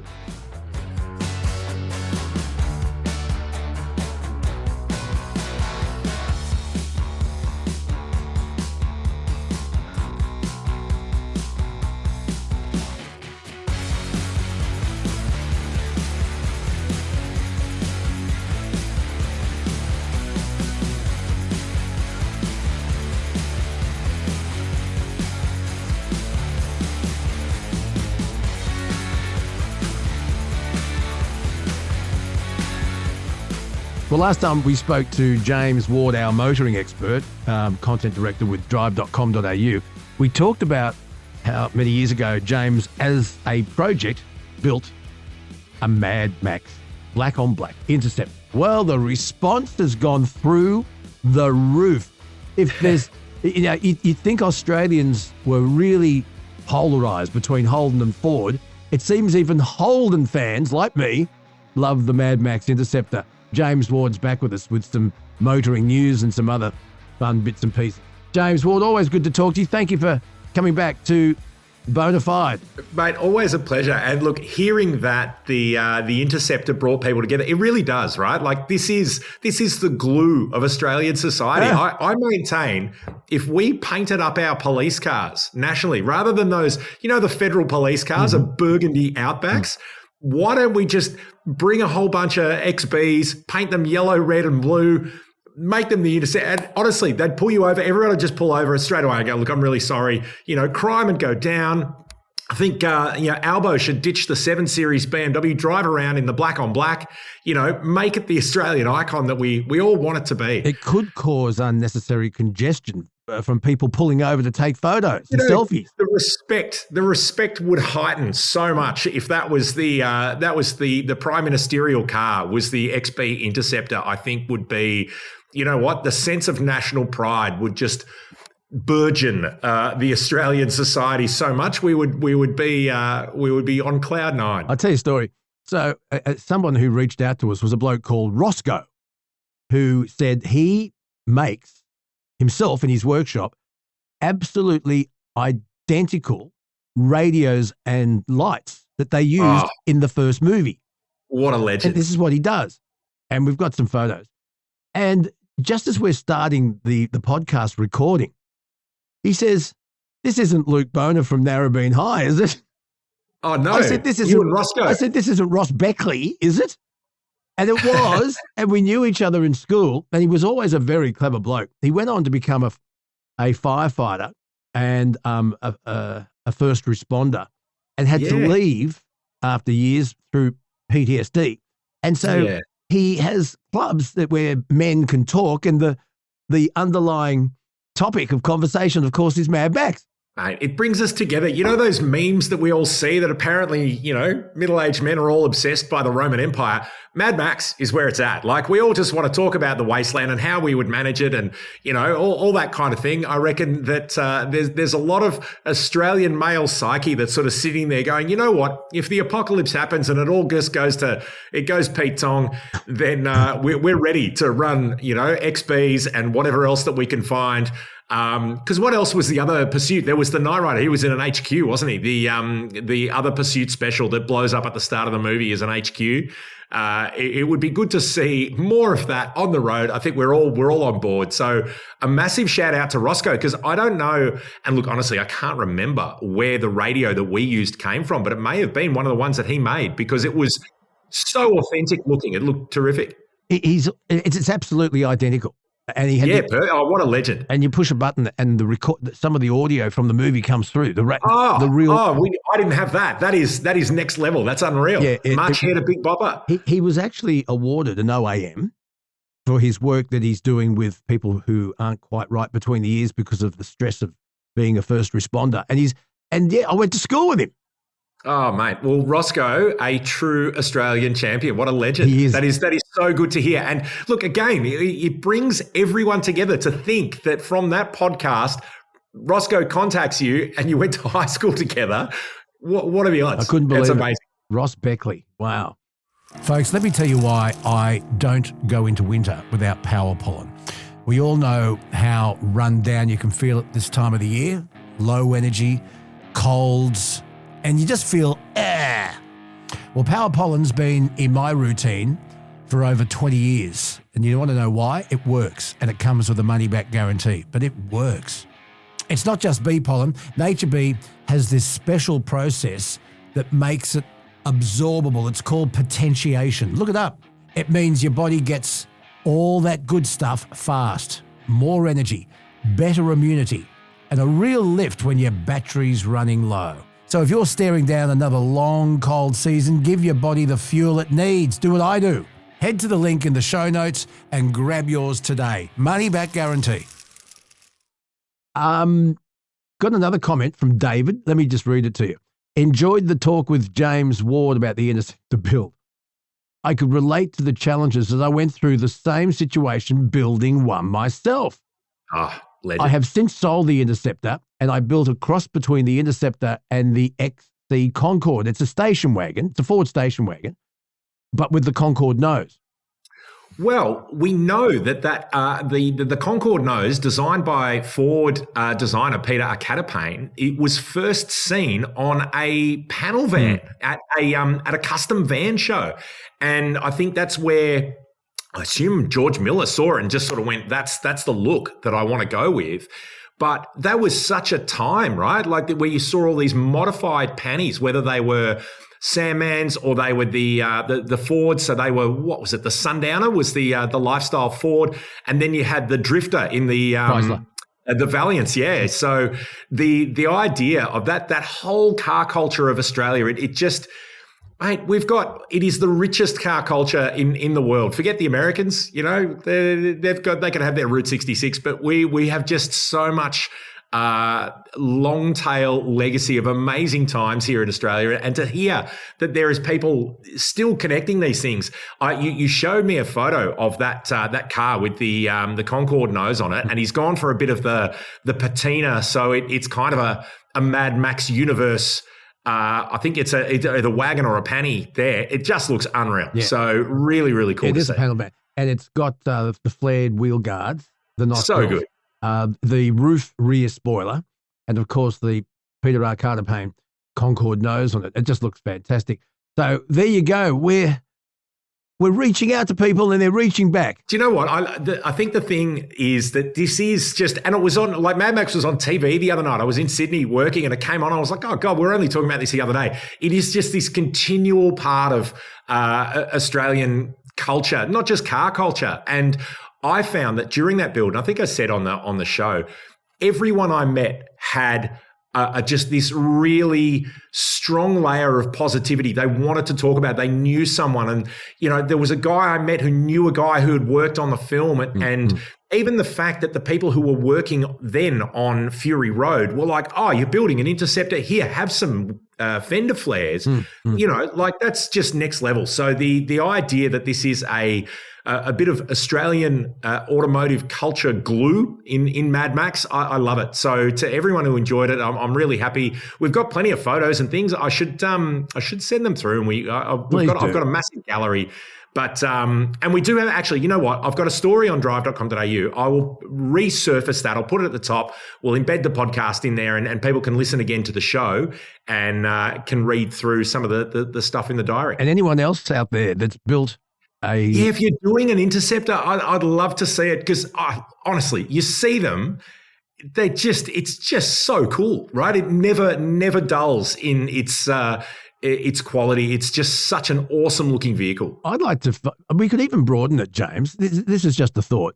but maybe we could broaden it to anyone who's made a famous car replica, like the Monkey Mobile or the Batmobile or even a Herbie, right? A white Volkswagen with stripes on it and the number 53. Like, get in there. When I was at Triple M, I got a phone call one morning from a bloke who saw a Mad Max Interceptor black on black replica on Sydney's northern beaches.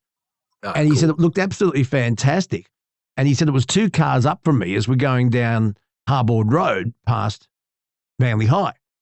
And he said, I had to catch up to this thing and follow it until I ran out of petrol because I wanted to pull over and say hello and take some photos. He said, it made me run a very reddish orange light and I got picked up.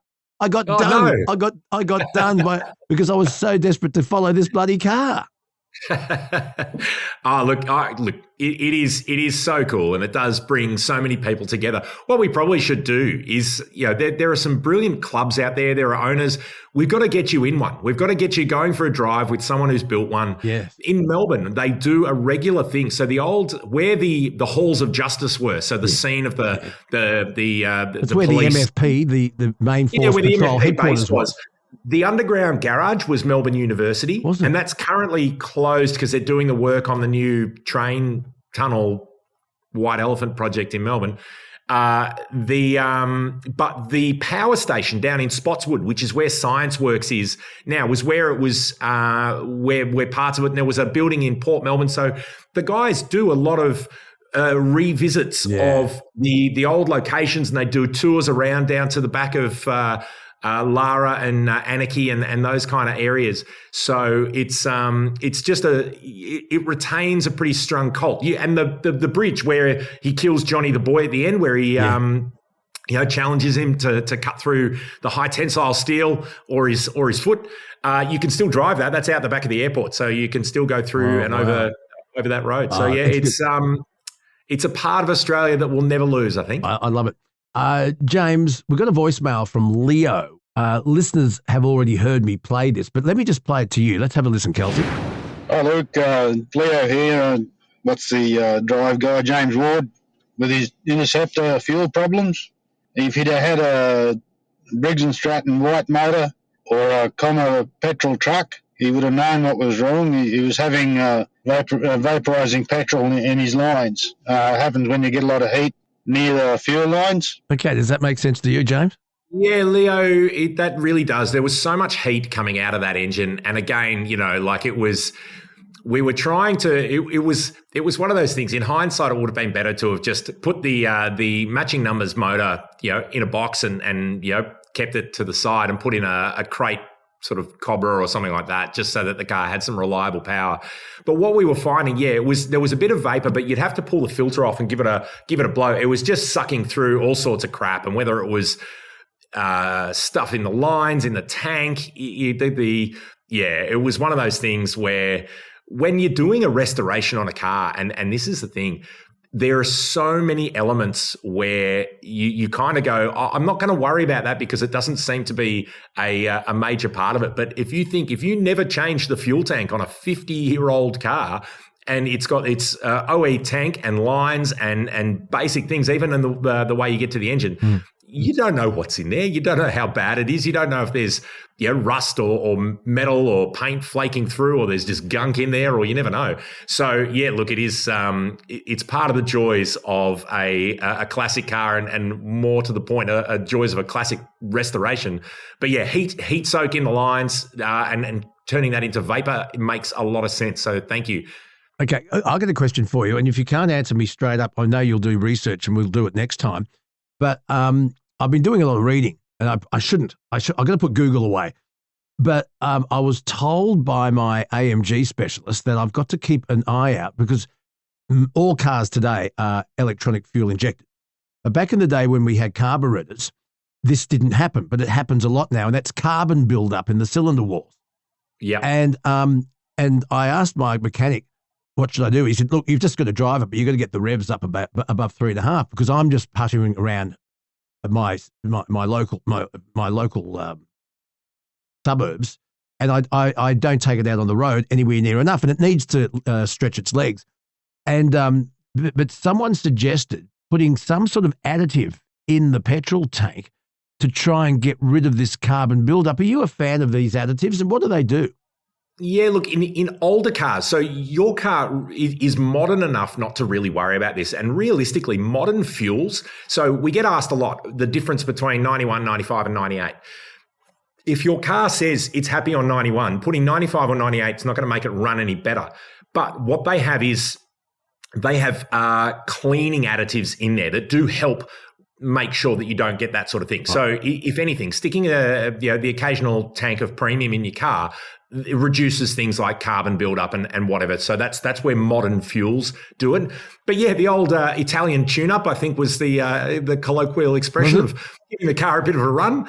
Do you know what? Providing you warm it up to temp and you don't just sit there and bang it off the limiter, it doesn't hurt to drive a car. But yeah, the idea of those additives, if you've got an older car that, particularly if it was designed to run on leaded petrol, there are things that they can help do. And if it is your Sunday car kind of thing that doesn't get driven all that often, things tend to sit, you do need to try and drive them. I've seen many, many times over the years that people say, oh, this car's got low Ks, but the car's barely been warmed up and it's driven to the shops and back, whereas a car with slightly higher Ks, and you often see them advertised, car with country Ks, where it's just had a long lot of touring, they will run better because the car is sort of more, better running, more relaxed, and it has fluids and things moving around it. So providing you don't abuse it, running the car at giving it a bit of a squirt every now and then is a good thing. But modern fuels do a lot to replace the need for any of these additives. Mine only gets 98, and when you open the petrol tank, yours would probably say 95. It says 98. Oh, okay. Yeah. No lower than 96. Yeah, perfect. So if you can stick, again, turbocharged cars particularly will need higher octane fuels, but high performance cars, it is just about that knock limit. You don't want to have a lower octane that basically combusts at a lower point in compression. The car is designed to run on a certain level of fuel. Putting a higher octane fuel in a lower octane car doesn't do anything other than occasionally give you a good, bit of cleaning additives, but you never put a lower octane in a higher octane car. Okay. Now, we posted a couple of clips from our chat on socials, and David commented on this, and I think you've seen the photo. It's I don't know what color you call it, a brown. It looks to me to be an XA GT coupe that he's doing up. It's got the Repco wrap down the side of it. Have you seen this photo? There it is.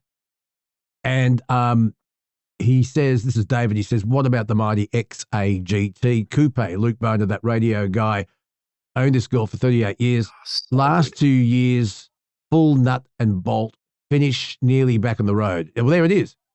It looks, and this is the thing, when you're doing a restoration and you are going down to every nut, every bolt, making sure, and I've seen this with whether they're Australian cars or European cars. A friend of mine restored an old Porsche, like a little 356, and it was just years and years to do this thing, because it was a project. He was able to get to it at the evenings or on the weekends and whatever. But to something like this, to say that that's been like he's owned it for 38 years. So every cent you invest in that car is worth it. They are such a beautiful design. The XABC coupes, the XA you can see with the half indicator at the front. That's the telltale sign on that front fender. But just gorgeous cars. So to see that coming together, nearly ready.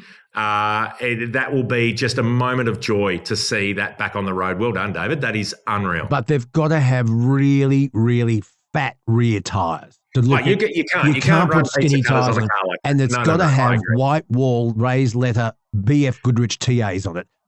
The one that always used to amuse me were the Landaus. So did they come in an XA, or are they just I don't know, but they had the funny light. They had the funny lights on the front, but the body did the look hideaway lights, and you would see them with thinner wheels, and you of course had that massive kind of curvy hip for those rear arches that could fit huge tyres underneath, but they would sit so far inboard. Looked terrible. It's got to have fat tyres. It's not cool, but they would have the colour matched hub covers quite often. So on a bronze car like that, you'd see bronze wheel covers, which was the style at the time, as they say in the classics. But I don't know. I may not get such love mail for this, but the Landaus never really did it for me.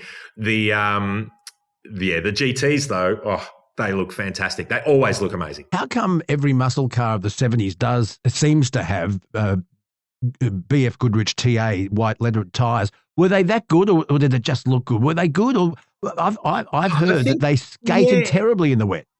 Yeah, and that's it, right? Like when you see modern tyres compared to the old radials and things like that. Like we have progressed a hell of a long way in tyres, but honestly, the white sidewall lettering looked cool. And so good. Doing modifications to your car, for the most part, like, yes, okay, you do things that will make it corner or handle better or a bit more power, but let's just call it out. We're all in there to make it look good.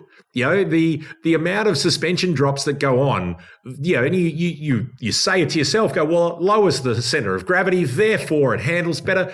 But you're not doing there's no engineering testing here. There's no specific sort of, A, B, is this one going to work better? It just looks better. And you know what? I love it. It's good. You're happy. Be happy with that. A lowered car on wider tyres with white sidewalls or even white walls at that sort of era, they look better. And hey, that's what it's all about. If you do have a car and you register it with a car club, I understand the registration's cheaper, but you're very limited to how often you can drive it or how many kilometres. What are the rules? Yeah, we have that scheme in Victoria where you can have either a 90 or a 45-day permit, and you have to keep a logbook. And it's cheap. It's like a 45-day. I've had it on a couple of cars. I've sold them now. I had my old Merc and the Peugeot 405. They were on 45-day permits each. So you can only drive it what? What are the rules? 45. You can have a 45-day permit or a 90-day permit. So 45 days, you think that's nearly once every weekend is what it is. And again, I had two cars on this plate. And so registering a normal car in Victoria is about $950 a year. Registering a club car is about, I was thinking it was about $90 a year. So it's a tenth of the price, but the car has to be over 25 years old. You have to be a member of a car club. You cannot use the car for commercial purposes. So you can't be running a limousine service or kind of, a promotional business. You can't be delivering goods. So it has to just be your car. And that's why you see every now and then a whole lot of cars of the same make, beautifully restored, going on drives. It's a drive day, a club day. The car clubs. Look, I've been part of car clubs for years and years, and you meet some great friends there. You have lunatics, fellow lunatics. Well, this is it. When you go to a barbecue and you're talking someone's ear off about the various specification differences between the two sets of wheel options that were on a thing, and you can see them glazing over and praying you'll talk about crypto. Whereas you go to a car club and everybody's engaged, everybody's on the same team. So it's look, honestly, if you're into your cars, and particularly if there's a make, model or a genre you're into, there is going to be a car club for you, regardless of what state you're in. It's a great way to do it because then, yes, as a member of that club, you are eligible for the club or historic registration in most states that offer that. And it makes owning a classic that is your occasional weekend car a lot more palatable, because if you're paying $90 a year for 45 days, you've got your normal car for getting to work and doing all that sort of stuff. Like any project car, it's not working any more than 90 days of the year. There's always a problem with them, but that's part of the joy. So, and again, if you have two, well, that's great. That's plenty of the year and something fun that you can get out there and drive for a fraction of the cost of maintaining one on full reg. Got a message from Scott. He says, absolutely loving the new format as a security patrol officer in South Australia. Now I can listen to you anytime I want. Fantastic. He says, I have a couple of questions for James Ward. The Chinese EV car brand, is it pronounced Xiaomi? Xiaomi. So they're a smartphone. Xiaomi, yeah. Xiaomi. He says they seem to be the talk of the town. He's got questions. One, what do you think of it? Have you driven one? Are they the new Tesla? Are they better than Tesla? Will they come to Australia? So lots of questions for you, James. Lots of questions. So Xiaomi they're a smartphone brand. So they're like Samsung or Apple in China. So they're a massive company. They turned their hand to this car, which was the XU7 or SO7 that they called it. It is like a Tesla Model S. So it's a swoopy, large kind of four-door sedan, but it is a very high performance vehicle. So they have broken the Nürburgring, or they have reset the Nürburgring lap time record for an electric car. Very quick, very impressive credentials. One of our team has driven one in China. He had a quick look at the regular one, not the super high performance one. But what we're seeing from China is that, and this is something that is worthy of discussion, because this amount of performance seems to be something that if you can afford it, you can have it. And we're basically saying that the ability to manage a fast car is governed not by your training or ability, but simply by your bank balance. And what is happening is that these cars, and we're seeing this across the board with Chinese performance, they understand straight line speed very well. Stopping and turning are not quite where you are on a European mindset. And obviously this car's, to go around the Nürburgring at high speed, you need to have a combination of handling and brakes as well as power. But what was happening with the Xiaomis is people were buying them, showing off to their friends, and having terrible accidents because they were just not capable of dealing with I think they're over 1,000 horsepower. No you've way. got staggering power out of these things. Fully electric, by the way, fully electric. So you've got this instant light switch performance that you go from nothing. It's like being in a roller coaster, and they are just not capable of managing the braking and turning and the handling that goes with that. And there's even a class action discussion happening out of China at the moment where people are saying, well, the cars are under braked. So you haven't fitted them with brakes that are good enough to deal with that level of performance. So will they come to Australia is another part. We don't know yet. The way that the Chinese brands have been looking at Australia, every option is always available. There is no plans yet for Xiaomi to come here.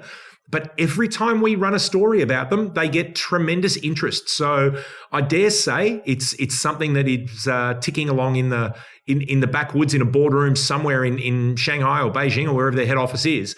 That they may be looking at Australia. But as of this moment, there's no plans for a right-hand drive Australian car. But yeah, look, one to watch, because question, is it better than Tesla? It's faster than the Tesla Model S. It is impressive. And the speed at which the Chinese brands are able to bring some of this technology to market is pretty impressive. But again, you've got these massive companies behind them. So where Tesla was essentially an energy company, so their batteries and other bits and pieces, and obviously their vehicle business is strong, but their battery business is probably the strongest. Xiaomi came from consumer electronics, so from smartphones and things like that. So it is interesting to see that happening. And we ran a story on drive.com.au a couple of weeks ago showing all of the different smartphone makers that are looking at cars. Like I think Sony is doing something with Honda. We know Apple's been in and out of producing a car. Foxconn, who is the company that builds iPhones, they've got a car coming. So it is something that's definitely happening in China at the moment. I've just read a little bit about it. These things, folks, accelerate from 0 to 100 kilometers an hour in 1.98 seconds. Like that is They have a top speed of 350 kilometers an hour. The vehicle uses carbon ceramic brakes and a chassis calibrated through previous track testing, including at the Nürburgring? Yeah, Nürburgring. Nürburgring.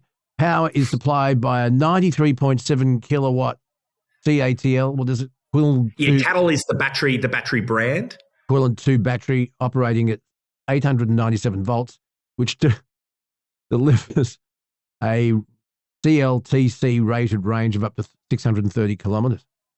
So and that's the thing. You think of a car that can do 0 to 100 in under 2 seconds. The shock that puts on your body. It is ridiculous. But that you don't need to be a performance driver to buy that car or drive that car. You just need to have the money to buy that car. So how much am I looking at? I actually don't know what they cost in China, but even here, right? Like you can go and buy some of these electric cars are staggeringly fast. what was I driving the other day? I was driving the new Audi e-tron RS Performance, and that has a claimed 0 to 100 time of 2.5 seconds. And, it is staggering. Now, that is a $350,000 car, but just because you've got $350,000 doesn't mean you know what to do with that sort of performance. And to a lot of people, you do it the first time, you're shocked. And so your body's just taking in the fact that you're going so fast. You haven't thought that road that you're on is ending far quicker than you thought it was going to be because you're approaching 300 kilometers an hour that you don't have anywhere to brake or run off. And so you're seeing people having accidents in these, in China specifically. And the question I've always had is, do we need power licenses? Do you need, if you want over 250 kilowatts, do you need to be a performance driver? Because realistically, for our day-to-day, we don't need it. Your ML has it. I got 386. Yeah, that's right. That's good for running to the shops. But again, right, if I had to do a license test to allow me to drive cars with certain levels of performance, I'd be happy to do that. But there's a lot of people go, no, I don't really need to. I'm happy with my car that can have a maximum of whatever. But I think where you're getting this tremendous amounts of power and performance that are coming through that are limited only by dollars, do we, at what point does bank account equate driving skills? And I'm going to say at no point. So just because you can afford it doesn't mean you can drive it. And I think we need to put something in place there because they're getting pretty bloody quick. Question for you, James Ward. The pros and cons of ceramic coating, PPF, or old-fashioned wax and polish? So you've got three different approaches here. So the easiest is old-fashioned wax and polish. And basically the time factor between this and the ceramic is the key thing. So putting a nice wax on the old turtle wax or the what was the ad, where they ran it through the car wash 62 times and all that kind of stuff. So doing that, it adds a layer of protection to the car. And you do need to do it more often. And it's not a particularly strong layer. It's great against dirty rain. It's great against the occasional, if you get a bird poo and then get it a bit later on, it make sure it doesn't eat into your paint, all that kind of stuff. So having a wax coating on your car does help. Moving up to the ceramic coatings. Now, these actually add a layer. It's like putting a varnish on top of the car. So it's a thicker, harder layer of polish that goes on. And you can get these things that are hydrophobic, is what they say. So you literally put water on it and it just sort of washes away. So it makes cleaning the car really easy, but it does protect it against things like nasty rains, bird poo, possum poo, all that kind of stuff. Yucky road grime makes the car a lot easier to clean and keeps it looking good for a lot longer. And of course, it protects the paint underneath because it does sit on top of the paint. They will last a number of years. It's relatively expensive to do. Like you can be paying over thousands to get your car covered in a ceramic coating, depending on the application and the brand. But then the PPF is basically, when you used to put contact on your books at school to protect them, it's the same thing. So you're putting essentially a vinyl wrap on your car, and the fact that it's a gloss transparent wrap, so it keeps that color of paint coming through, but it protects that paint underneath. It is another way of, again, making it easier to clean, but keeping that paint protected. But with a PPF, you can add the satin. And I know a lot of people like the look of the matte paints these days. You can have a nice gloss black car and get a satin paint protection film that makes it look like a matte finish paint on that car. And so there can be a bit of, plus if you get bored of that in a year, you just heat it up and pull it off, your car's back to whatever it was underneath, and you can then add again. So the wrapping and the PPF, you've got a fair amount of flexibility in there about what you want to do. It is even more expensive. You can be paying thousands, sort of $5,000-$6,000 it can cost for some of these things. So you need to have a look at the budget and the care. If you've got an expensive car and you really want to maintain that quality of paint, looking at a ceramic coating or potentially a PPF, that's possibly worth it. Especially too, like if you're like with Dave's XA there, right? That paint job on that car is, you're talking a 5-figure paint job plus. Like that is expensive to do. So to then spend a couple of $1,000s in protecting that paint, well, that is worth it.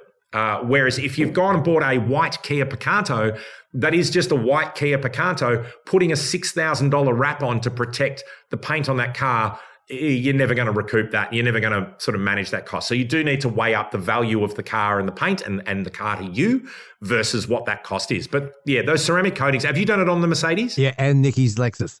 Yeah, so look, it is a really good intermediate step to do. You can shop around. There's plenty of different options and different details who will do it.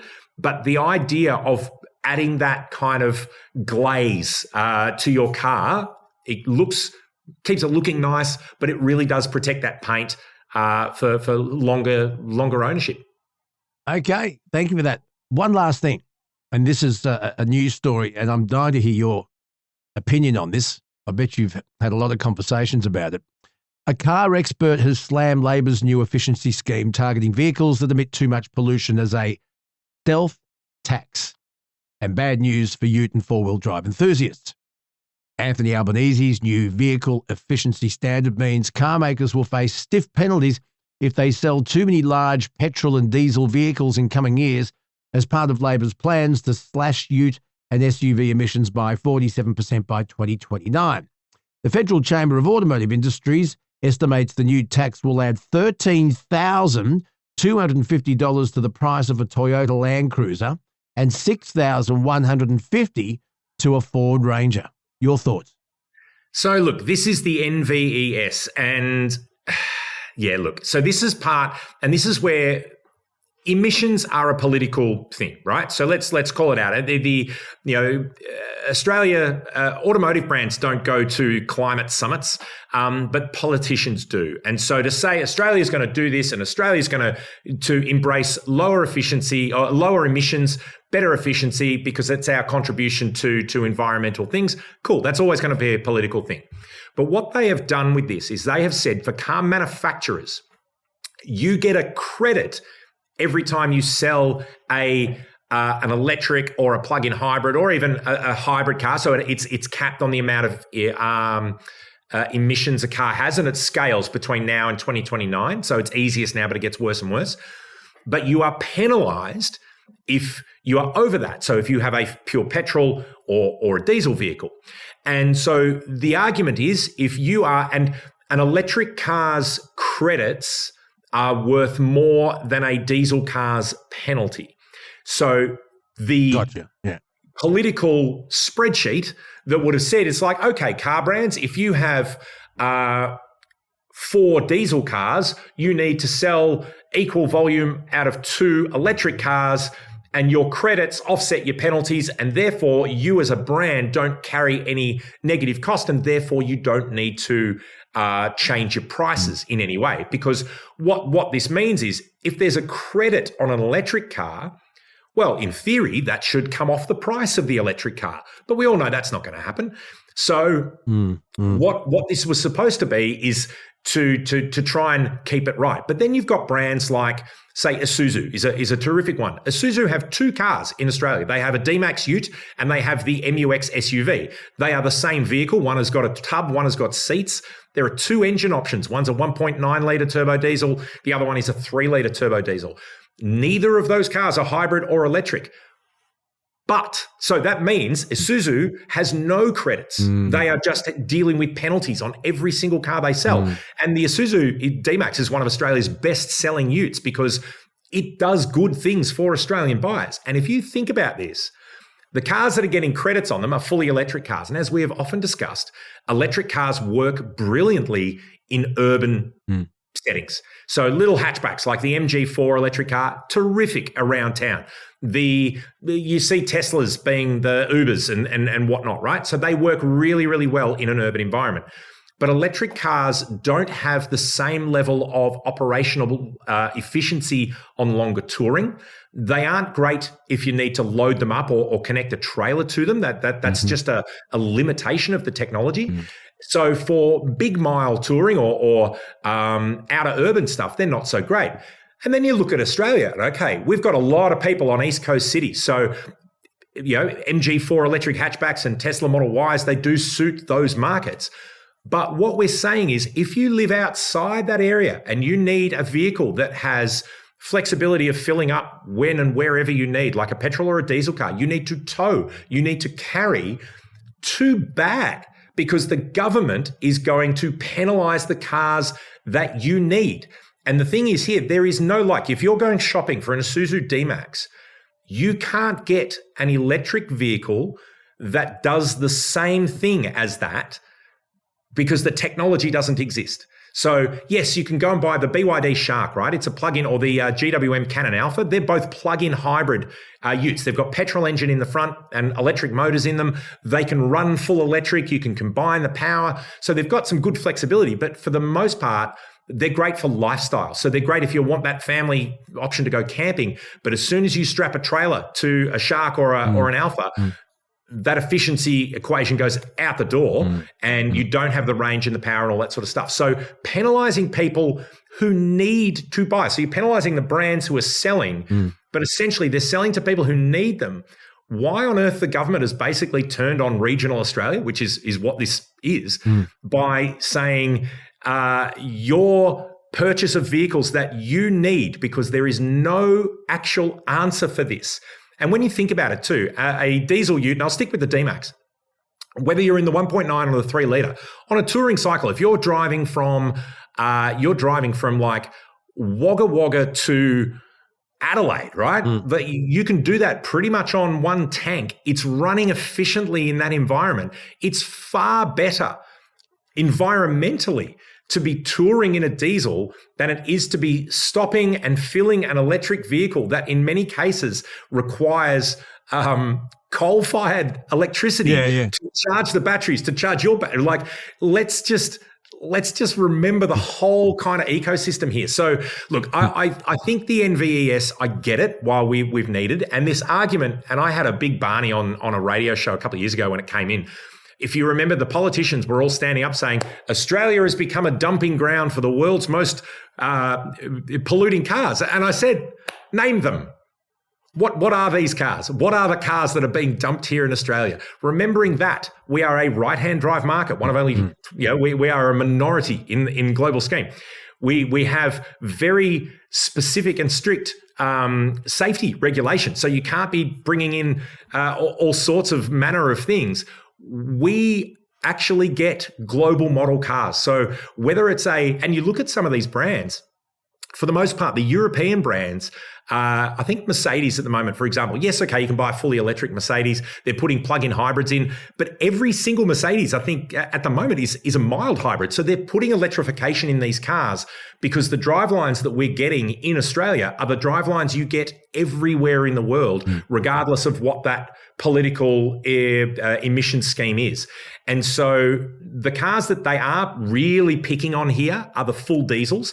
Australia needs this because we are big. We work. There are, you go out of the cities, you will see Land Cruisers, you will see D-Maxes, you will see Rams. Like, there's a lot of people who need that capability of those larger American utes to tow heavier loads. That's where this hasn't really been considered. So I'm all for encouraging more efficient drivelines. I'm all for encouraging brands to bring in more electric vehicles or hybrid vehicles, which we're seeing happening, right? We're seeing more and more plug-ins, more and more hybrids are coming. There's more choices for you as a buyer, but essentially penalising the cars like a D-Max, which is, and that's the same as a Ranger, same as a Hilux and a Triton, all that kind of thing. There is no like for like option there. If you're buying a hybrid Corolla, you could buy a Corolla or a fully electric MG4. It costs you the same. It works the same.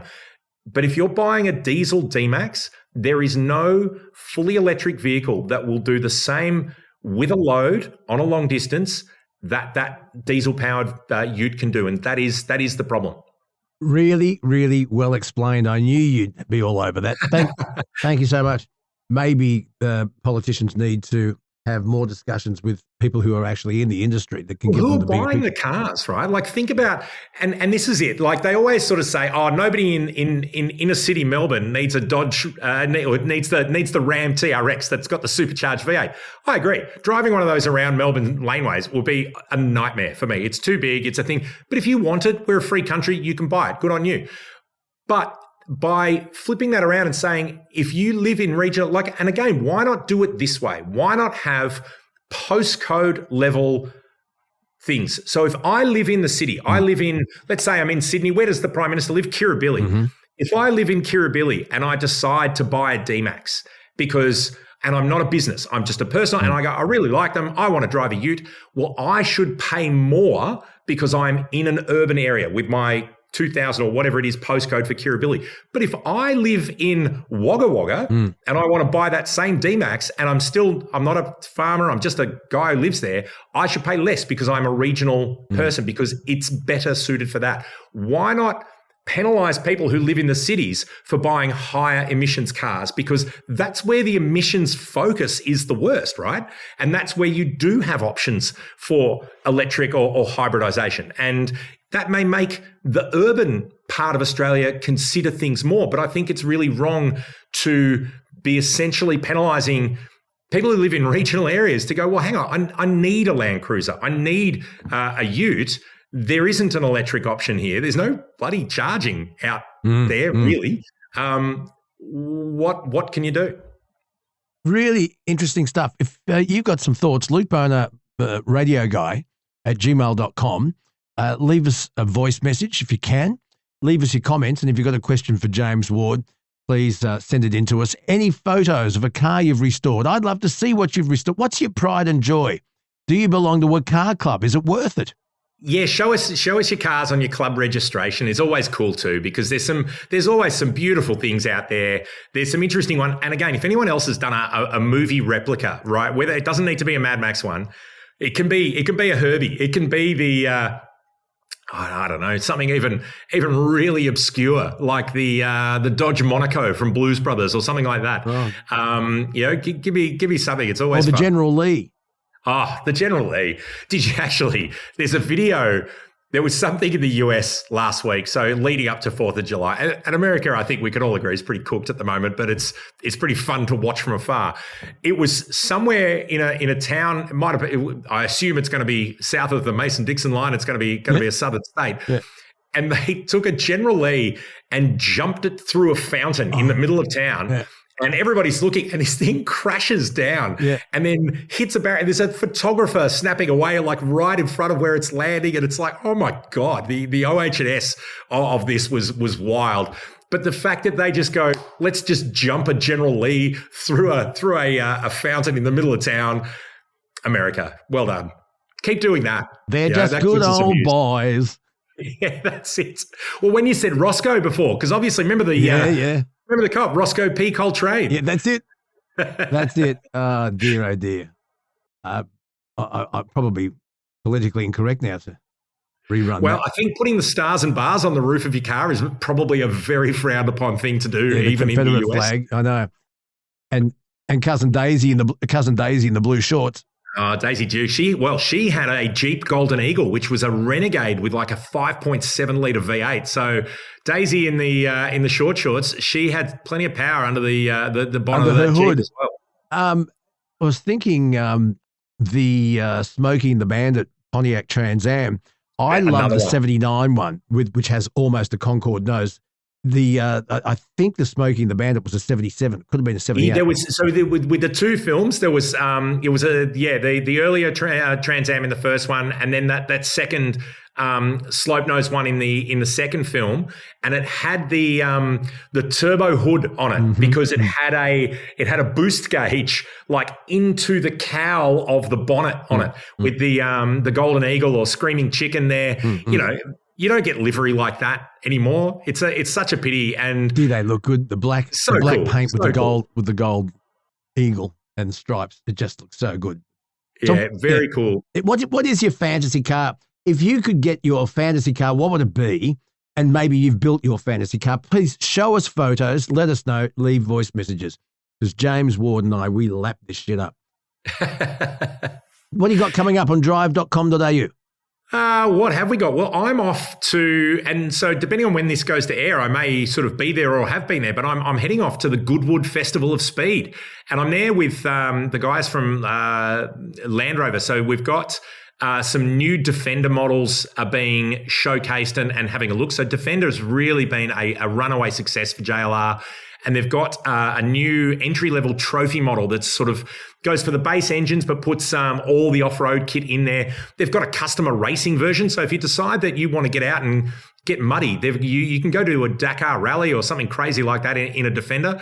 I will have a look. We will be showcasing, because it's celebrating 55 years of Range Rover, and Range Rover have a fully electric version coming. So we'll have a look at the chassis plus some classic Range Rovers. I will see. Now we will remember, I think we spoke about this too, Luke, the Jaguar concept car that kind of stopped the world a few months ago, the 00 Jaguar fully electric kind of wow concept. I will get an up close look at that. I get a chance to sit in it and talk to them about it. So you will hear from me about what that thing is like firsthand, because Jaguar was on this journey of revival. Some interesting things that are happening. And if anything look, here's my tip here. One of the cars that we are going to get from Defender later this year or even next year is a classic Defender with the new V8 in it. So they are basically going, you know what? Everybody still loves the look of the classic Land Rover Defender. We're just going to bring it back, and we're going to put a new engine in it so it'll be strong and reliable. So we will have limited numbers of classic Defenders coming to Australia that you can get from a Land Rover dealer. Jaguar is going fully electric. I reckon we may see them starting to do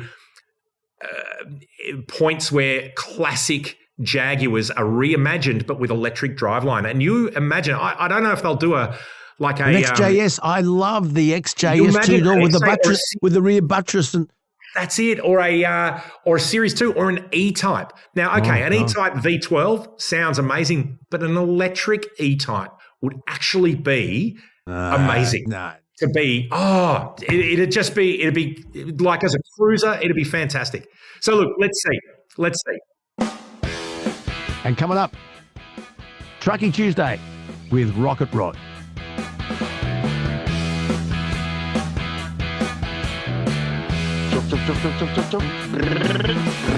Got your diesel running. Head out on the highway. Missing all the roadkill. Another Trucking Tuesday. In the gate when you're changing from lanes. Do not brake check me in my prime. Australia moves and it's thanks to you guys. Trucks to get there on time. Time for Trucking Tuesday here on Bonafide with me, Luke Boner, and Rocket Rod Hannapy, who hasn't been rocketing so much this week. He's had a terrible week out there on the roads. We'll find out all about that. Rodney, hello. Are you there? Are you home? No, and I'm not going to be there for a while. What happened? Something happened before I left home on the weekend, which sort of leaves those things in your mind that you think about. And then I was heading into Melbourne on Sunday night, driving along on the freeway at about 10 o'clock, doing 100 kilometres an hour, and the engine cut out. It's got an automated manual gearbox, so it's still got a road ranger. So that even though the engine sort of lost power, it was still in gear, so the engine's still turning as such. And I looked and I thought, oh, geez, there's a shoulder there. I might be able to get over there. It moved off the road. And as soon as I put it into neutral, well, then the engine stalled. So I got no power steering, no nothing. And I thought, well, that was lucky. Anyway, walked around, checked everything, started it up, drove into Melbourne. No further problems until I went to start it up the next morning and it ran for 2 minutes and then stopped. So that was at 7 o'clock on Monday morning. I was supposed to do 2 deliveries and load out to go back to Toowoomba. We got someone out from one place. They spent hours looking at it, couldn't fix it. Someone out from the next place. They spent a couple of hours looking at it, couldn't fix it. Finally got an electrician out. This is now 5 o'clock on Monday afternoon. The load's been given away. I've missed the 2 customer drops. And in 45 minutes, the bloke found it was a fuse that had burnt out on the ignition side of the battery. The other 2 had missed it, hadn't seen it all day. So got that fixed. And then, of course, I was late. Got stuck in the yard messing around the next morning. Bumped a rock. That really set me right off. And got out that afternoon only to break down on the way home again. So got into Wagga, got a bloke come out there, got going. Got into Dubbo, got messed around, and then because I was running late, I had tried to book a medical, so we've got to have a medical every year, both for our, we used to be in what was called Truck Safe, but my dangerous goods licence is coming up due again, and my medical is just about to run out. So I booked a medical for Monday thinking, oh, well, I'm going back to Melbourne, should be there Friday, be home on the weekend, medical Monday. Oh, no, sorry, the only load we have is for Sydney, and you've got a load for Sydney. So then had a bit of drama. I was trying to get a little thing fixed on the truck, and that broke another thing, and that put me late. Got away late, didn't get into Melbourne until 10 o'clock Friday morning, run around like a mad thing, drop trailers, go into a delivery, get out to load, and waited, and now I'm loaded, and now I'm in Sydney, and I'm here until Monday, and then to top it off, I can't load till Tuesday, so it's going to be a long weekend in Sydney. See, most of us have got no idea about all of this. And last time we spoke, we talked about getting paid per kilometre or paid hourly. For those people who get paid per kilometre, if you're stuck for whatever reason, a mechanical breakdown, an accident, whatever, do you not get paid? Look, it depends. If the truck breaks down, the truck's responsible. It's something I'm not responsible for. Depending on your employer, you might get paid time when you're broken down. Depends. If a couple of hours, probably not. But if you lose a day, they might. We'll have to discuss that. The other one was only 2 hours, so that's it. But now that I'm here, like the load is for Sydney, and I'm now here until Monday when I can unload it. Then I can't load till Tuesday. So certainly I'll get paid a few kilometres on Monday to drive down the road. I'll get paid my load-unload fee for a B-double. And so, yes, it's all third world stuff, Luke. It's not really important, as you say, to anybody else. And, of course, that then excludes the people who tried to cut me off, kill me, risk my life, mess me about, and all of those things, trying to get a feed. And I've got to say, I pulled up last night coming out of Melbourne and at McCowan rest area, and I thought, oh, look, I've got this drink in the truck, not one that you know, another one that you knew from before. And I thought, well, I'm running a bit low on food. I'll give that a shot for tea. That'll keep me going. I'll get up the road and I'll go to bed. And I hadn't used it for a long time. It's not that, not 5 years old or anything, but I've got to say, mate, driving along and I'm thinking, oh, I can feel an urge. Oh, hang on, this is looking pretty serious. Oh, damn bugger. I've got to find somewhere to stop now. And luckily, I just got out of the truck and in the dark and in the freezing cold managed to find a piece of grass. Somebody before me hadn't done that. They'd just done their business on the bitumen. And yes, I'm sure you remember, what was it, projectile vomiting in Exorcist? Well, this was projectile from the other end. So that wasn't very, very enticing either. Oh, it was Linda Blair gone very wrong. That's right. Yes. She was facing the other way backwards. But we've discussed, mate, that there is just no facilities. There's no toilets. There's not enough stopping bays, and it doesn't matter what the reason is. I might have got tired, and I've got to say the fog was pretty bad, and I was getting a bit tired. It had been a long day, and I was thinking about pulling up, but I thought, oh look, I want to keep going so I can get here today, and hopefully at this stage my son's going to come and take me out for tea, so that'll be the only bright spot in the weekend. And all the things that I would normally do, the jobs I would like to do on the truck if I had the things, well, all the things for them are at home because I didn't get to go home before I left to come here. So whilst I can clean the inside out and it's reasonably clean except for the mist, it's going to be a long weekend. Gee, I'm glad I asked. Yeah. Yes. And then I'm going from here to central Queensland on Tuesday. So I might be home today week with a bit of luck. We'll just have to see. Hey, Rocket Rod, you remember last week we asked people what that dog was you had yapping in the background when you were in Dubbo. And we had quite a lot of messages from people trying to have a guess, dog whisperers. Mal was first. Have a listen to this. G'day, folks. Love your show. Mel from Western Australia. I reckon Rod Hannafy's dog's a Rottweiler. Righto. Cheers. Bye. Wow. And we get a toot-toot as well. He reckons a Roddy. Was he right? He was, mate, yes. Ah! I did say it starts with R when you were telling me not to, so maybe you got that clue because you weren't very close at the start. Oh, well, that's a Rottweiler. That's a big dog. Well, this one's not quite as big. Franco's a lot bigger. The male's a lot bigger, and we actually had the female, whose name is Luna, because she was on heat and Franco was getting a bit excited, so we had to separate them for a little while. Rod, last time we were also talking about merchandise, and we got this voice message. Have a listen. How about stickers for the back of the caravans? Boner podcast and Channel 40, just for the something like that. Anyway, guys, cheers. Well, yeah, that's not bad. Some stickers for caravans, Bonafide podcast, and then Channel 40, indicating to everyone that they have a radio and that they're listening to Channel 40. That's not a bad idea. It's not a bad idea, and I have spoken to probably 4 caravanners in the last week or so. A couple had really good signs, a couple had really small ones, and I called them up, did try and call another bloke who didn't answer on either channel. He had 18/40, but it was only about an inch tall. And I've said, look, they're really good. The fact you've gone and put the sticker on, that's excellent, but you need to make them 200 millimetres high, certainly the channel number. Because, of course, Luke, you know that we now have 80 channel UHFs. So you can't just put UHF with nothing on there because many, many years ago I was on my way to Burke and halfway around this caravan and he called me up and he said, you're right to come around, mate. I said, well, that's really helpful. I'm nearly there. I said, I did try and call you. Oh, we're on channel 23. Why? Well, it seemed like a good number. Well, it probably is, but nobody else knows that you're on 23, and that was when we only had 40 channel sets. The gentleman, we have spoken about the website called Truck Friendly.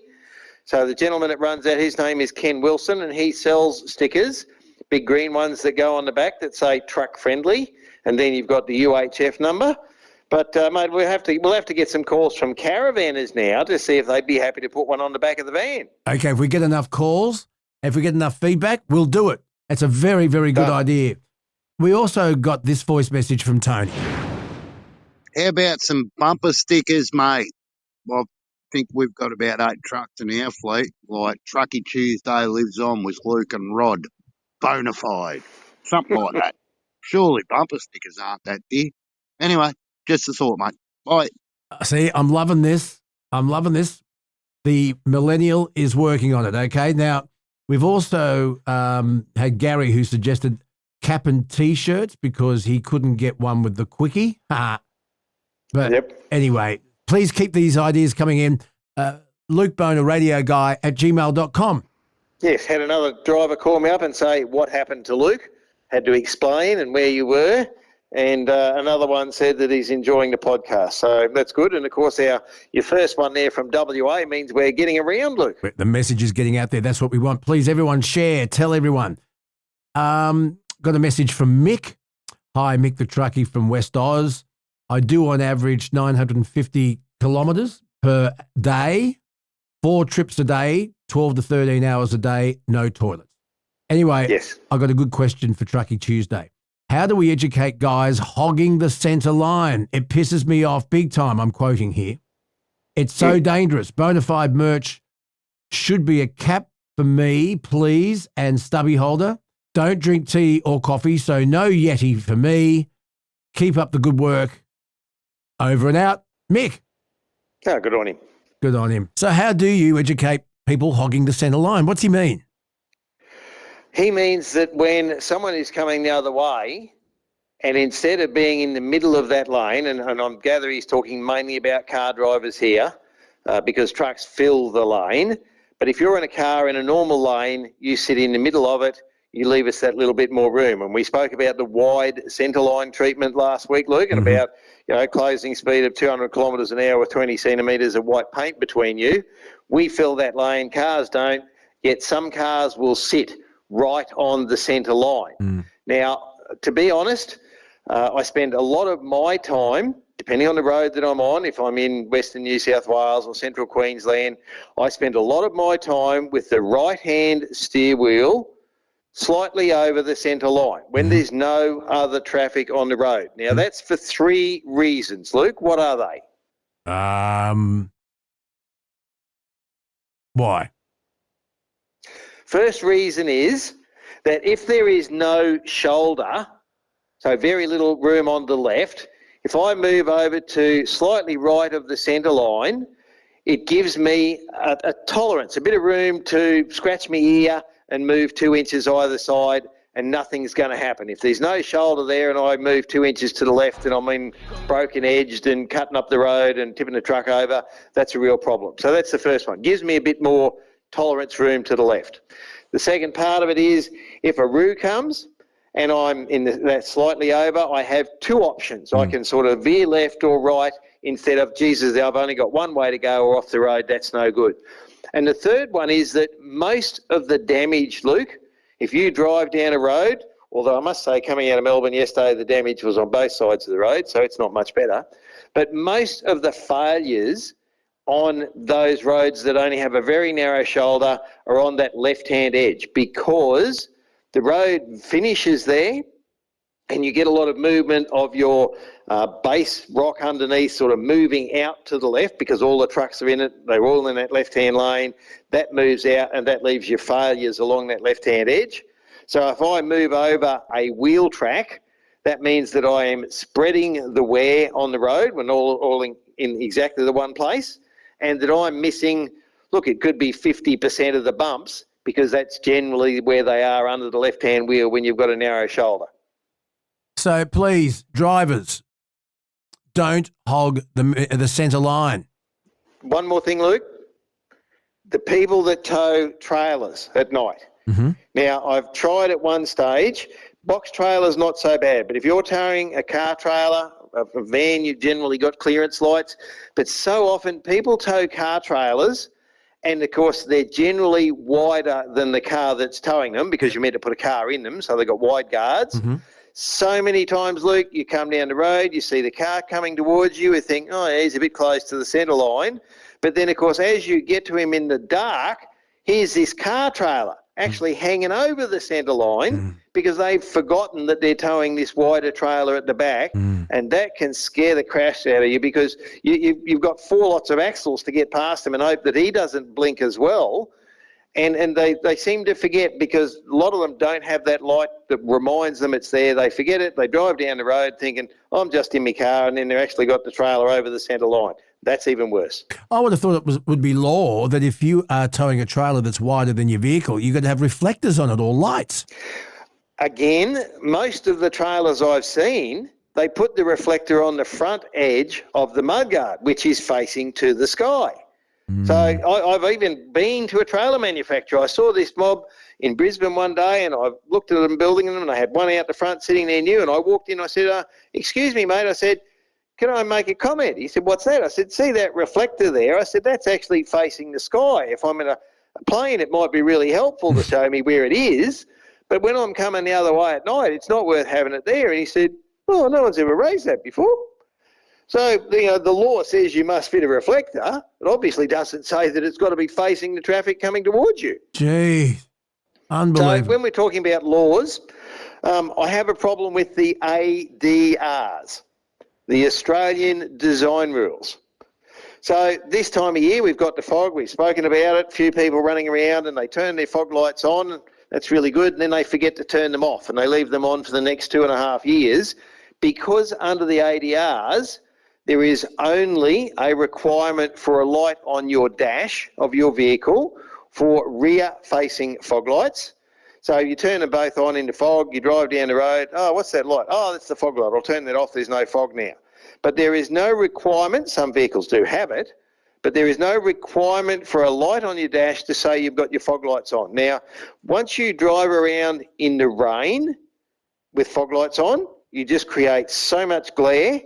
And because fog lights are meant to virtually go parallel with the road and sit under the fog, every time you come over a crest and you've got your fog lights on, it's like being blinded with high beam because they're aimed directly at you, not down towards the road.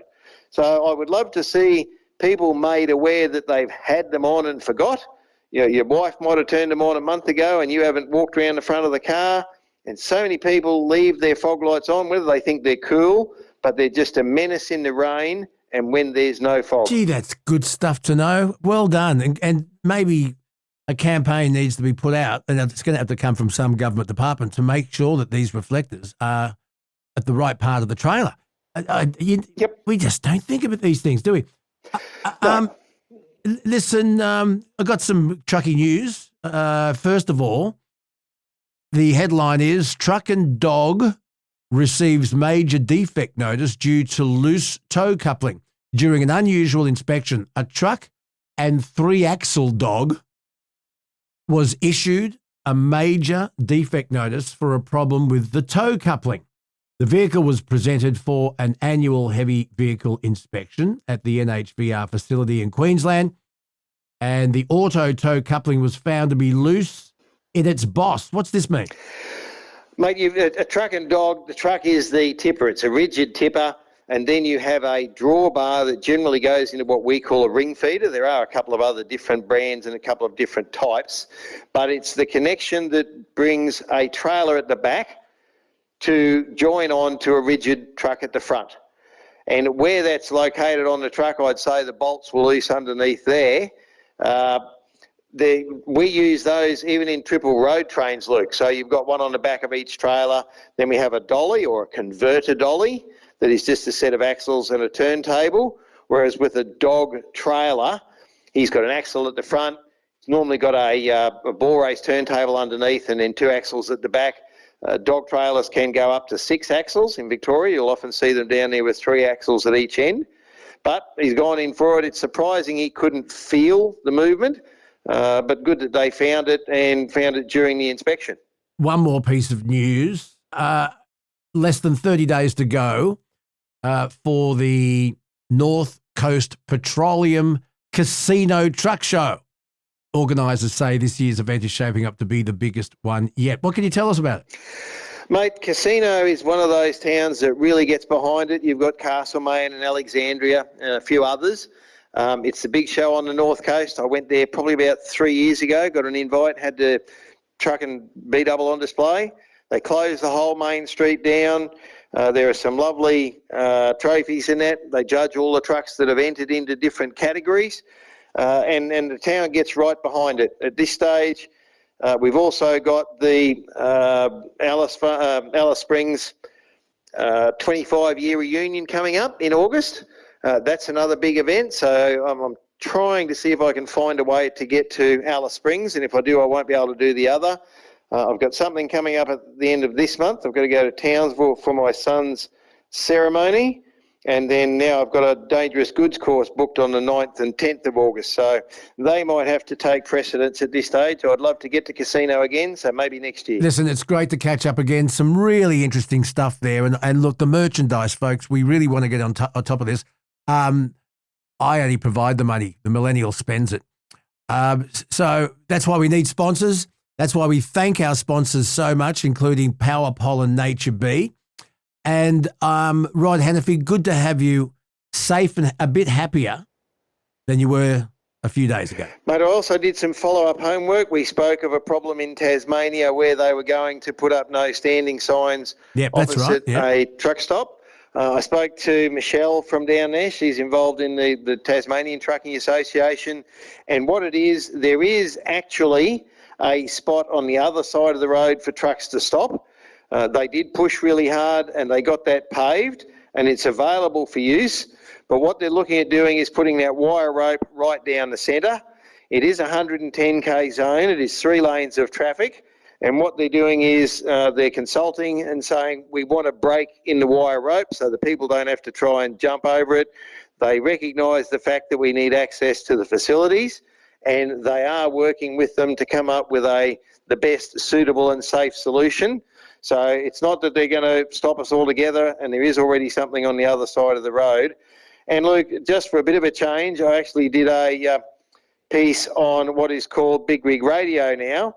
I gave quite a good plug out to the podcast. Good boy. And they said they were more than happy to do a mutual thing. They even said maybe you could put the podcast on their show because it's a satellite or a internet radio station. We did deal with them. They were the ones that provided us our Truckee Tuesday shirts from Trucking Life because they do that radio show as well. They also have a truck and trailer called Steering the Future. That's good. So they take it to schools, show kids about the industry, Oh, great. try and educate them. So maybe there's something we can do to work in together with them at some stage, Luke. The answer's a big yes. The millennials nodding vigorously, and she will make that happen. Thank you for that, and thank you for passing it on. I'd love to cross-pollinate. I'm happy to do it wherever. If you pollinate. Did you get that, Nature Bee? Oh, very good. Yes, I picked that up straight away. No, I didn't mean it. Then I realised what I said.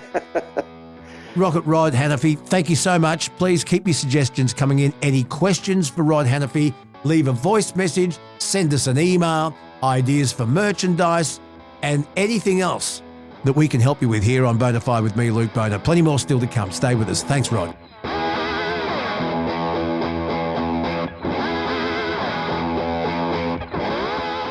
Listen, thank you so much for listening and continuing to listen. The Millennial tells me that our audience is growing and growing, so we really do appreciate it. Please spread the word. Please feel free to comment and be part of this podcast, Luke Boner Radio Guy @gmail.com. Also, follow us on our Facebook page where you'll see all the pictures, possibly even more wedding pictures, I don't know.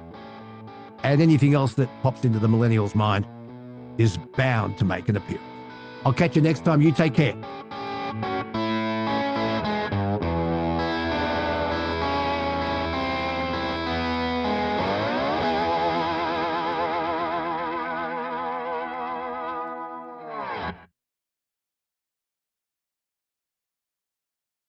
Look, let's wrap it up with my last piece of wisdom.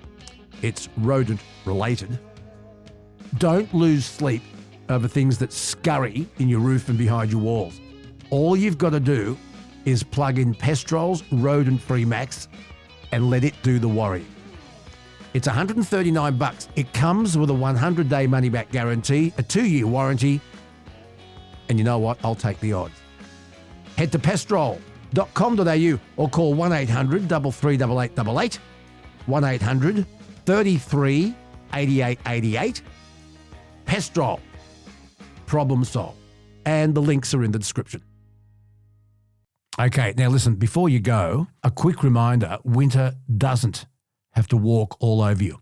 Get on the front foot. Nature Bee's Power Pollen. It is your winter defense kit. More energy, immune support, nutrients, antioxidants, and it's all in one beautiful little golden capsule. And you don't need to swallow the capsules whole either. I mean, you can just sprinkle it on your breakfast, on your porridge, in your smoothies, in your juice. Power Pollen's sweet, nutty taste is both a flavour and an energy boost. And it's proof that it's just Mother Nature. You can grab a 6-month supply for $160, and they're throwing in an extra month and 2 bars of their famous pollen and honey soap for free. Comes with a money-back guarantee, otherwise I wouldn't endorse it, and I've been taking it since the year 2000. Click the link in the description and order yours today and say goodbye to winter blues.